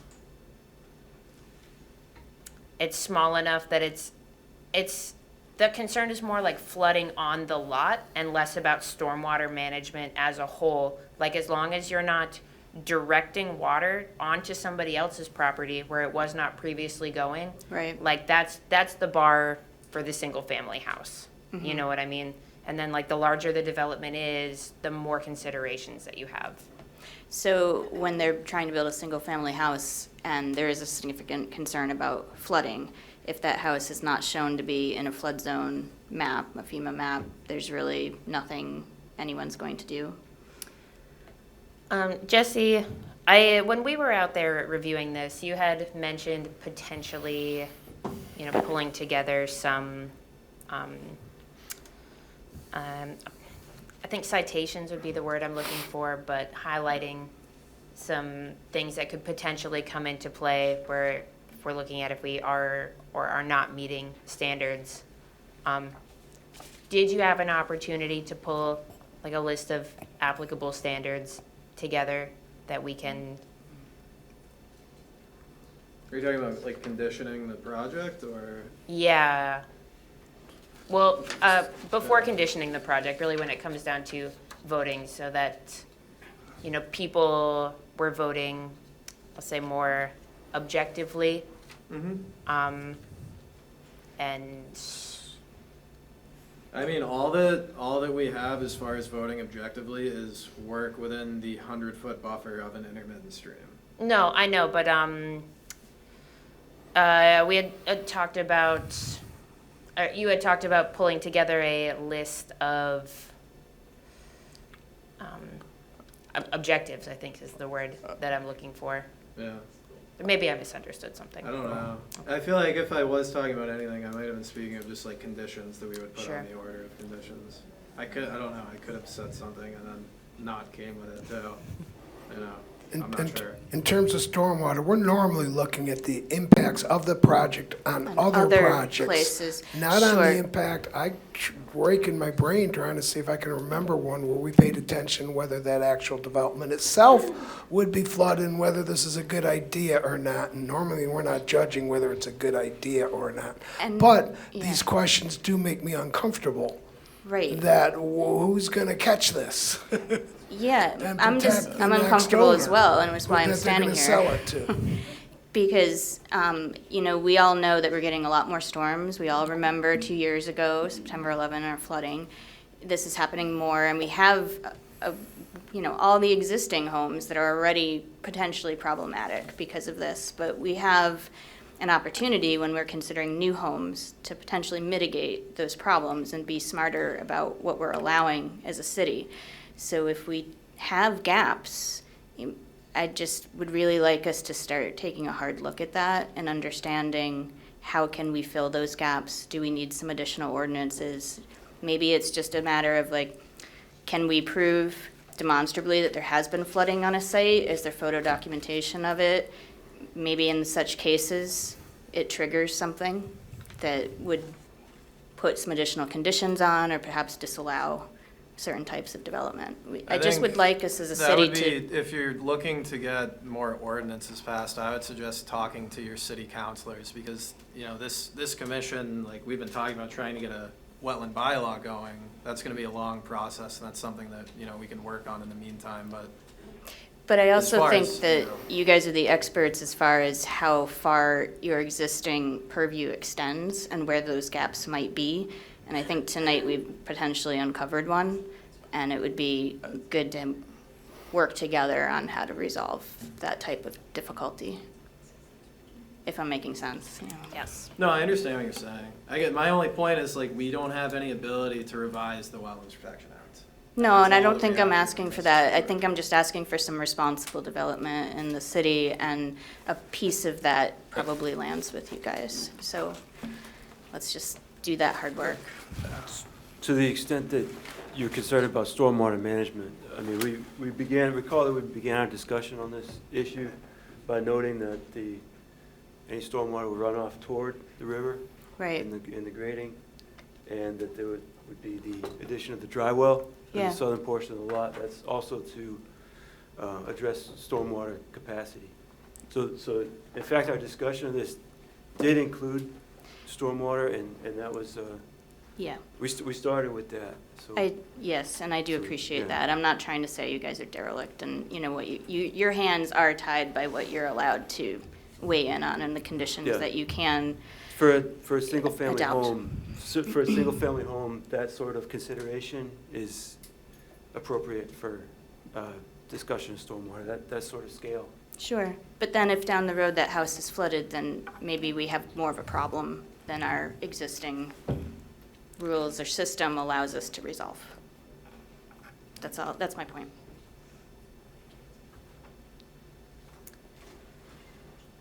Okay. Please state your name and address for the record. Certainly. Sue Shalif, Zephyr City Councilor at Large here in Leominster, 900 West. I just wanted to follow up on some things that were said about, and I know that this is a little bit outside of your jurisdiction, but so many homes across the city have been flooded multiple times. There's a whole section, Burridge Avenue in North Leominster, I'm sure that you guys are familiar with.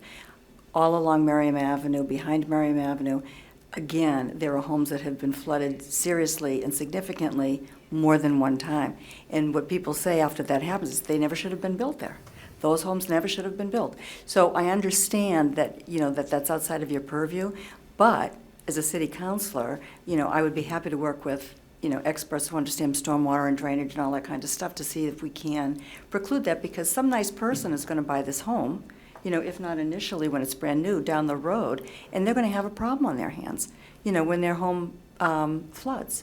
They're going to be in, terrible circumstances. So again, it's happened. It's just a shame to see this happening. And I understand, we want to build new homes in Leominster. We want people to have homes to live in.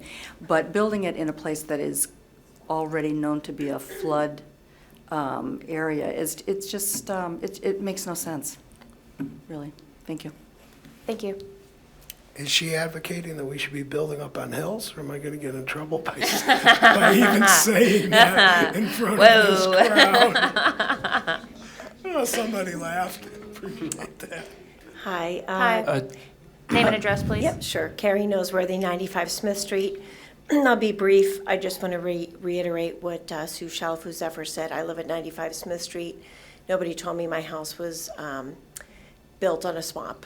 I was very much impacted by September 11th flooding, and I am a newer counselor, and So like Sue Shalfo said, I also look forward to working with you all. I've been trying to learn a lot more about how I can learn more about the drainage in Ward 5 and see if we can get some projects going. Also, yes, we need new housing for sure. I make the jokes, my 19 and 21-year-olds live with me, and I love them, but I don't want them to live with me forever. So I'm responsible housing. But I also would love to work with you and other stakeholders because, like I said, my house was built on a swamp, and it's been really expensive and really tiresome for my family, and I want to do better for the other residents of Ward 5. Thank you. Thank you. Thank you. Well, we've had 3 city councilors speak in relation to this situation here tonight.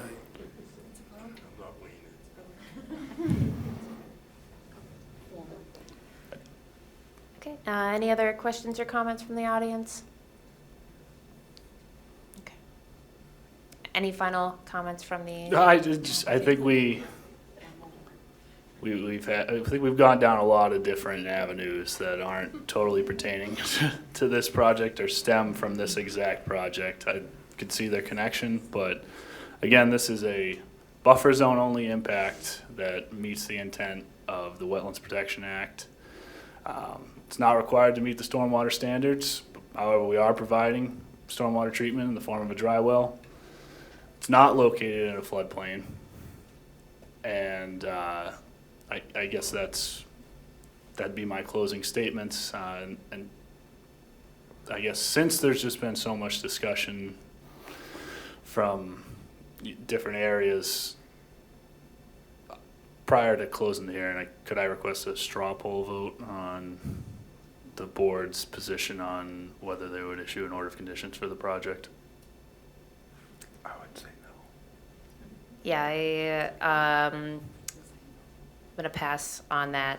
Thank you for your request, though. Jesse, what's your recommendation? I got a question first for Oh, sure. John. Do you think any governmental agency or body, either in Leominster or elsewhere, should be responsible for putting safeguards forward so that houses and other developments do not get flooded, at least not much, such as in this case? Who would be responsible for that if we are not? Because I'm not disagreeing, but you're suggesting we're not responsible for preventing this house from being getting flooded. That we're responsible for what's flooding downstream of it, so there's downflow of it. Who is? The city council said they weren't, planning board wasn't, or I guess they said they put it on us. We haven't really looked at flooding in the house itself to speak of. Nick brought it up tonight eloquently. Well, Any again, thoughts? I think that, that it not being mapped as a floodplain, there might be some flooding that happens on here, but I think a lot of that stems from the berm that's been created from years of adding lawn clippings and leaf litter that has ponded up there. So once we get in there for construction, it's going to flow down towards the stream, and it's not restricted to get to that stream. If there were flooding in the house and the new occupant came back to you guys as the engineers looking for solutions, what would you do for them? Would you do anything? Would I think we're going down a path I don't really want to go down, Sure. but That's fair. It's a what if questions that aren't in. Sure. And what would they think if they heard this discussion? Hypothetically. Hypothetically. Okay. Jesse, what's your recommendation? I would recommend issuing an order of conditions standard plus our special ones, and also pending submittal of a plan which, shows the details on that trench which you guys are proposing that'll carry the water towards the Interven stream. So, I'll wait until you guys vote. I can explain that. There was something mentioned that you might be willing to raise it a little bit more, the house? Yeah, I mean, we could raise the foundation of the garage if that's something that the board would like to see. We can raise it another 2 feet, no problem, foot. Nick, you're the one who brought this up. I think that'd be prudent. Okay, Yeah, I mean, if it's not, sure. if it's all the same to you, I think it would satisfy a lot of the concerns that were raised tonight, even though, even though it's not in a map flood zone, we do have evidence of flooding here, and, Couldn't hurt. there's widespread interest in responsible development. So, yeah, We robust, have no objection to that. yeah, robust to that, this particular hazard here. Yeah, I think that'd be appreciated, yeah. I have just one real quick question. If they redesign and raise this up 2 feet. Sorry, yeah, Because there's people watching. sure. Yeah, for the record. If they're gonna do a redesign and raise this up. Name and address again. There are people watching Oh, on I'm sorry. TV and so on. 20 Tisdale Avenue. And Paul Miller. Thank you. Thank you, Paul. If they're gonna do a redesign and raise this 2 feet, okay, then part of what he was saying before as far as ponding, if you're gonna take something that's naturally at the level that the stream is now, and then you're going to go in and you're gonna raise that up 2 feet, they need to assure that that's not gonna exacerbate the flooding issue itself by raising this up. Which flooding issue? Well, I That mean, house or the neighbors? both. I mean, if you raise his up, and then is that gonna impact, is that gonna push the water or cause ponding and push it away from the stream? Now, if they do, if they're going to agree to all of these other items that have been mentioned as far as doing the grading and removing that berm and all of that other, but this seems like a, relatively big change in the plan if you're gonna raise the entire structure up an additional 2 feet. That's all I'm saying, is that they need to be sure that this isn't gonna be an issue. My impression to answer that is it would not affect any of the neighboring properties. It'll be the same amount of rain going in the same directions. It would reduce the risk and potential flooding of the house from the first floor up, would not impact potential flooding in a basement. John, do you follow that? Yeah, us agreeing to raising the foundation was, you're correct, is to address concerns of the house itself. Yeah. Right. The other condition, we're installing the stone trench, is to alleviate the concerns of the abutters property flooding, so. They're de minimis changes, both of them. So, Mr. Plifko, could you, in addressing Mr. Miller's concern, could you maybe indicate how the driveway might be altered if you raised the whole thing It would up be a little couple- steeper going up towards the driveway. That water would still flow towards Bascom Street, which then ultimately is diverted to the intermittent Same stream. amount of water. That's correct. Just come in slightly faster. So would you agree with the characterization that like this slope here, this gradient would be enhanced somewhat, and 2 feet? it would be, up to 402 feet maybe? Mhm. And there'd be another contour that appears here over the driveway. Is that a fair characterization of how that might change? Yes. In terms of Yep, the surrounding grading? yep, it's just steepening it up slightly, so. Thank you. Okay. I just wanted to make that point because I know that had come up previously. There are gutters with the house, Gutters that are gonna be diverted to the dry well. which So- is on the side toward the stream. That's correct, yeah, it's the box shown there. In the rear. It's on the south. It's behind the proposed house. So when that overflows, then it'll simply go to the stream. That's That I would li- correct. that I would When like to the be dry assured well of. reaches capacity, it then discharges at grades like you would see for. It would grade to the stream, Correct. and not to the neighbors. Thank you. So if we go with these two conditions, right, raising the house 2 feet, we address partially, but without being fully informed as to what the flood risk is, nor would we know exactly what it is, because nature's not that predictable, but it makes some impact to protect the future owners.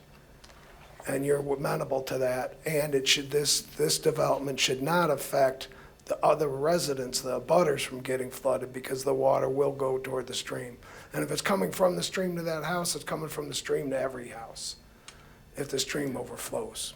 Yeah, good point. Okay. Yeah. Good point. As long as it's done properly and it's, you Yeah. know, and it's what we've described here, then, I think what we've described here and the changes we've seen in this project from when it was initially proposed is, there've been significant improvements, and I think this is the best case scenario. I do believe that.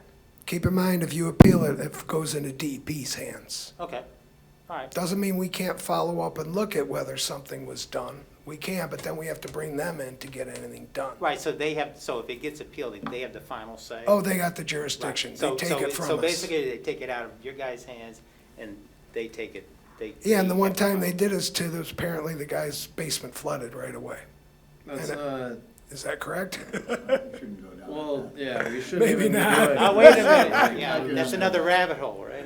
Yeah. Yeah. Well, it is, but this, Please, no. if it's in a butter appealing, then they would just uphold our order. They wouldn't be issuing a Oh, superseding. thank you for that clarification. Okay. Very different. So if this gets appealed, would, I think that we should, if you have a comment that doesn't have to do with the appeal process, then you can feel free to make it. okay, If you have questions on the appeal process, then please reach out to me and I'll be happy to explain to you Okay. exactly what you need to do. yeah, I was just gonna ask if they agree to these conditions and it goes to the appeal, do they even have to do these conditions? If they appeal it, or could they just put the original plan in? Oh, if we turn it down and they appeal? No, I'm saying if we appealed it and they were gonna do these conditions, but we appeal it anyway, because we don't agree. Well, then and I it goes think that the conditions don't apply That's because right. then they're That's going what to I- get somebody else's approval. That's what I'm getting at. Okay, Correct. I just wanted to be clear on that. Okay, thank you.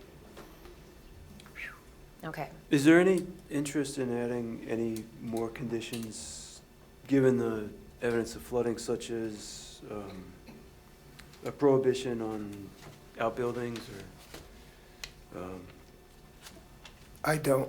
Okay, I don't care if the shed floods. okay. Sorry, to be too blunt, I'm but honestly asking, that's, raise it up. if there's any interest, then, if there's no interest, that's fine. You know, I've seen sheds that are raised and so on. Do you want to Sure. put a condition to if they did one? I would hate to ban them from doing a shed.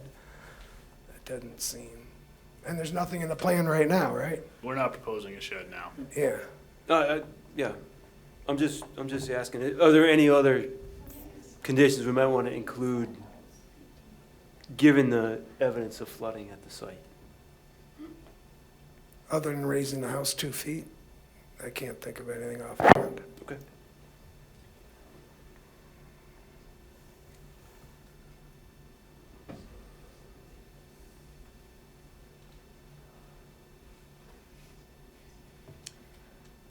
I am going to entertain a motion to close the public portion of this hearing. I'll make that motion. I'll second it. How do you vote, Mike, Aye. Nick, Aye. Steph, Aye. and Rich? Aye. Jesse, can you please reiterate your recommendations? Sure. Issue an order of conditions with standard conditions plus our special conditions. Additionally, it will be pending submittal of a plan that illustrates the trench which reroutes water toward the abutting stream, and the proposed home and garage will be raised an additional 2 feet. Well, I think that was it, right? Yeah. Just those two?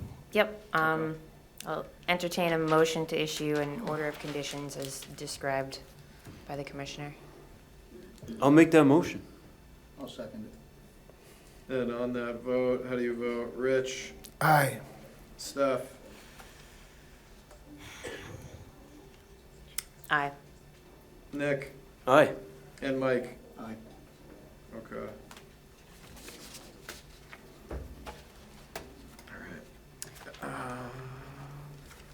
All right. For the city councilors that are here, I request that you keep your, feelings like about this instance in mind when we do get to the point with the ordinance where we have to come before you.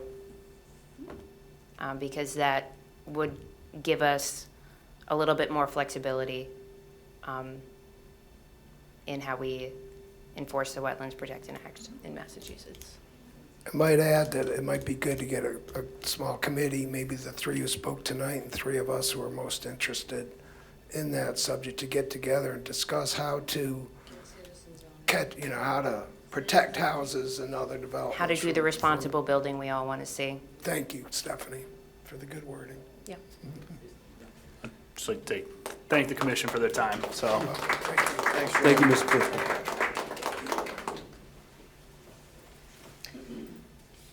Moving on, where are we? What year is it? Item 3. Okay. Finally have a DEP number for this incredibly simple project that I wanted to approve a month ago. Yeah.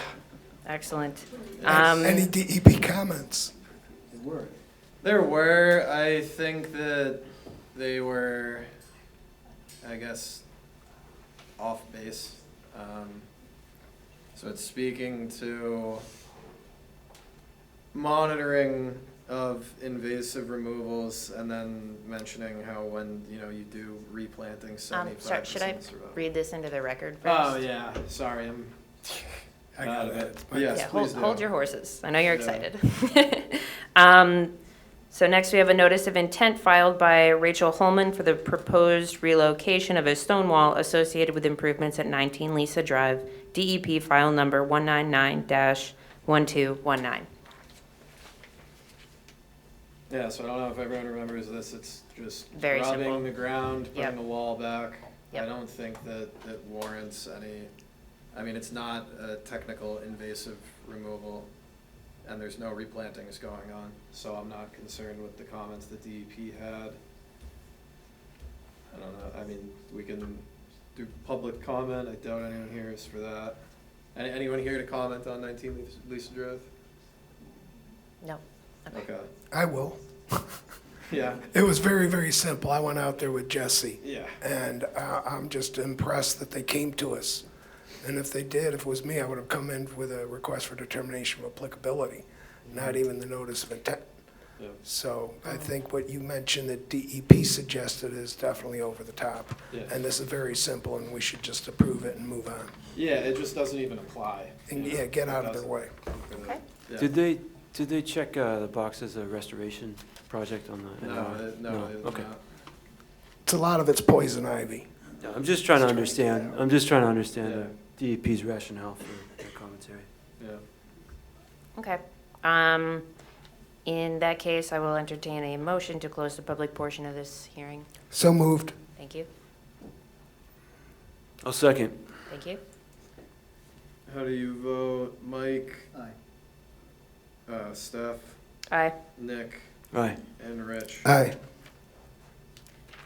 Okay, I will entertain a motion to, Issue order of conditions. I think just standard conditions, boilerplate are fine here. I don't think we even need our additional don't. page. Yeah. okay. Yeah, I will entertain a motion to issue an order of conditions with the standard conditions. For 19 Lisa Drive, DEP number 199-1219. That's the one. So So- moved. Seconded. And on that vote, Rich, Aye. Steph, Aye. Nick, Aye. and Mike. Aye. Who made the motion right there? Was that Nick? Okay, thank Indeed. you. Losing my edge tonight. It's getting late. Yeah, it's a Yeah. long one. I've had a headache since like last Thursday. Oh, wow. All right. Moving on. Item number 4, notice of intent filed by Christopher Ruth for the proposed aquatic vegetation control on Lake Whalum. Yeah, we still don't have a number for that. I did get the order of conditions from, because Lunenburg is, it's kind of in conjunction with them. I have theirs, so we'll be ready to do it when we get a DEP. So we're not opening it tonight. No, just continuing that, yeah, 4 and 5, I think we can just say we're continuing to, oh, and if we want to nail down a date, this is a good time to do it. I don't know what you guys' availability is the week beginning on the 10th, but the 11th is a holiday, so we can't have it on that Tuesday. It was advised by Matt Morrow, because obviously we're hoping to have the Orchard Hill hearing at that. He Sure. is occupied on the 13th. I could do the 10th. I could also do the 4th if you just wanted to like bump it up a whole Tuesday. Yeah. I do have a quick procedural comment. Haley Brady, 200 Harvard Street. Your deadline for submission for the next agenda was on October 24th, and they haven't filed anything. So I think they've missed that window of submission, and it can't be on the next agenda. Well, that would be with a new application. When it's a continued hearing, they don't, yeah. They have no deadline for submission for any new material? They've already submitted their material, so like the submit.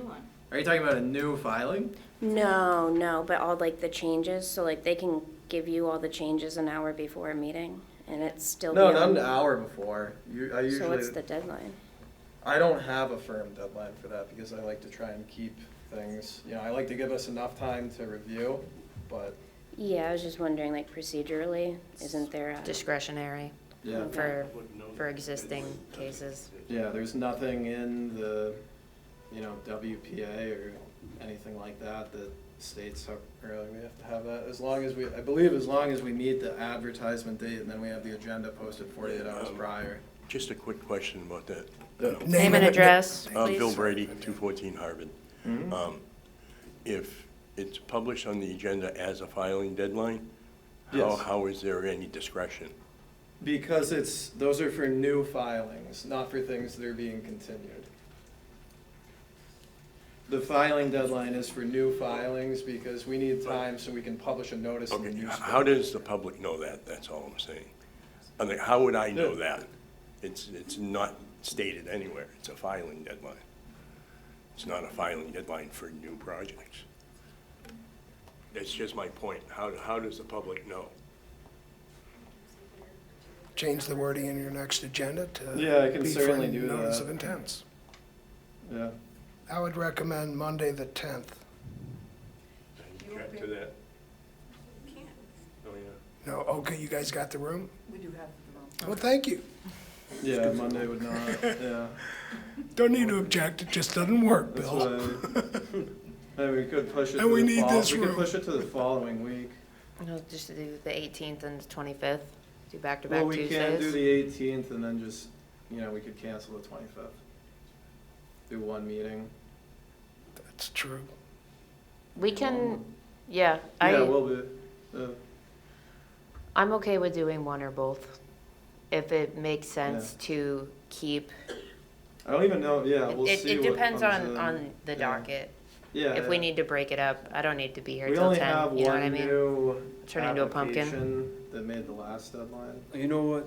So- The 25th is 2 days before Thanksgiving anyway, Yeah. so it may not be a Oh. good date for anybody. So Yeah, it's- yeah. the 18th may be the only day we can agree on anyway in the month. Yeah, If actually, the 18th works for everyone, then okay. that sounds very good. to me. a City good council plan. okay with that? We can use your room? I'll Tuesday, check- the I'll check with 18th? Mark. I'll check with Mark so we don't have that issue again.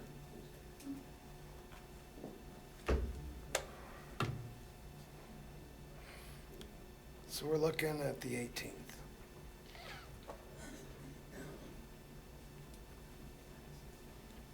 I'll shoot you guys an email tomorrow and I'll loop Chuck in so that he can have some input too. And then whatever the final date is, I'll post it on the website so that everyone can see that.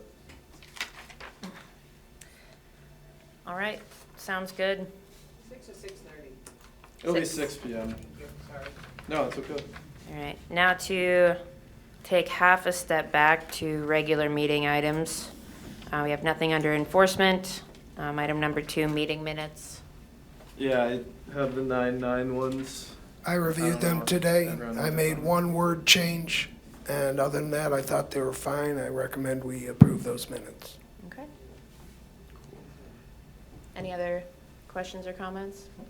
Were those the ones you had, did you have those 2 meetings up on the,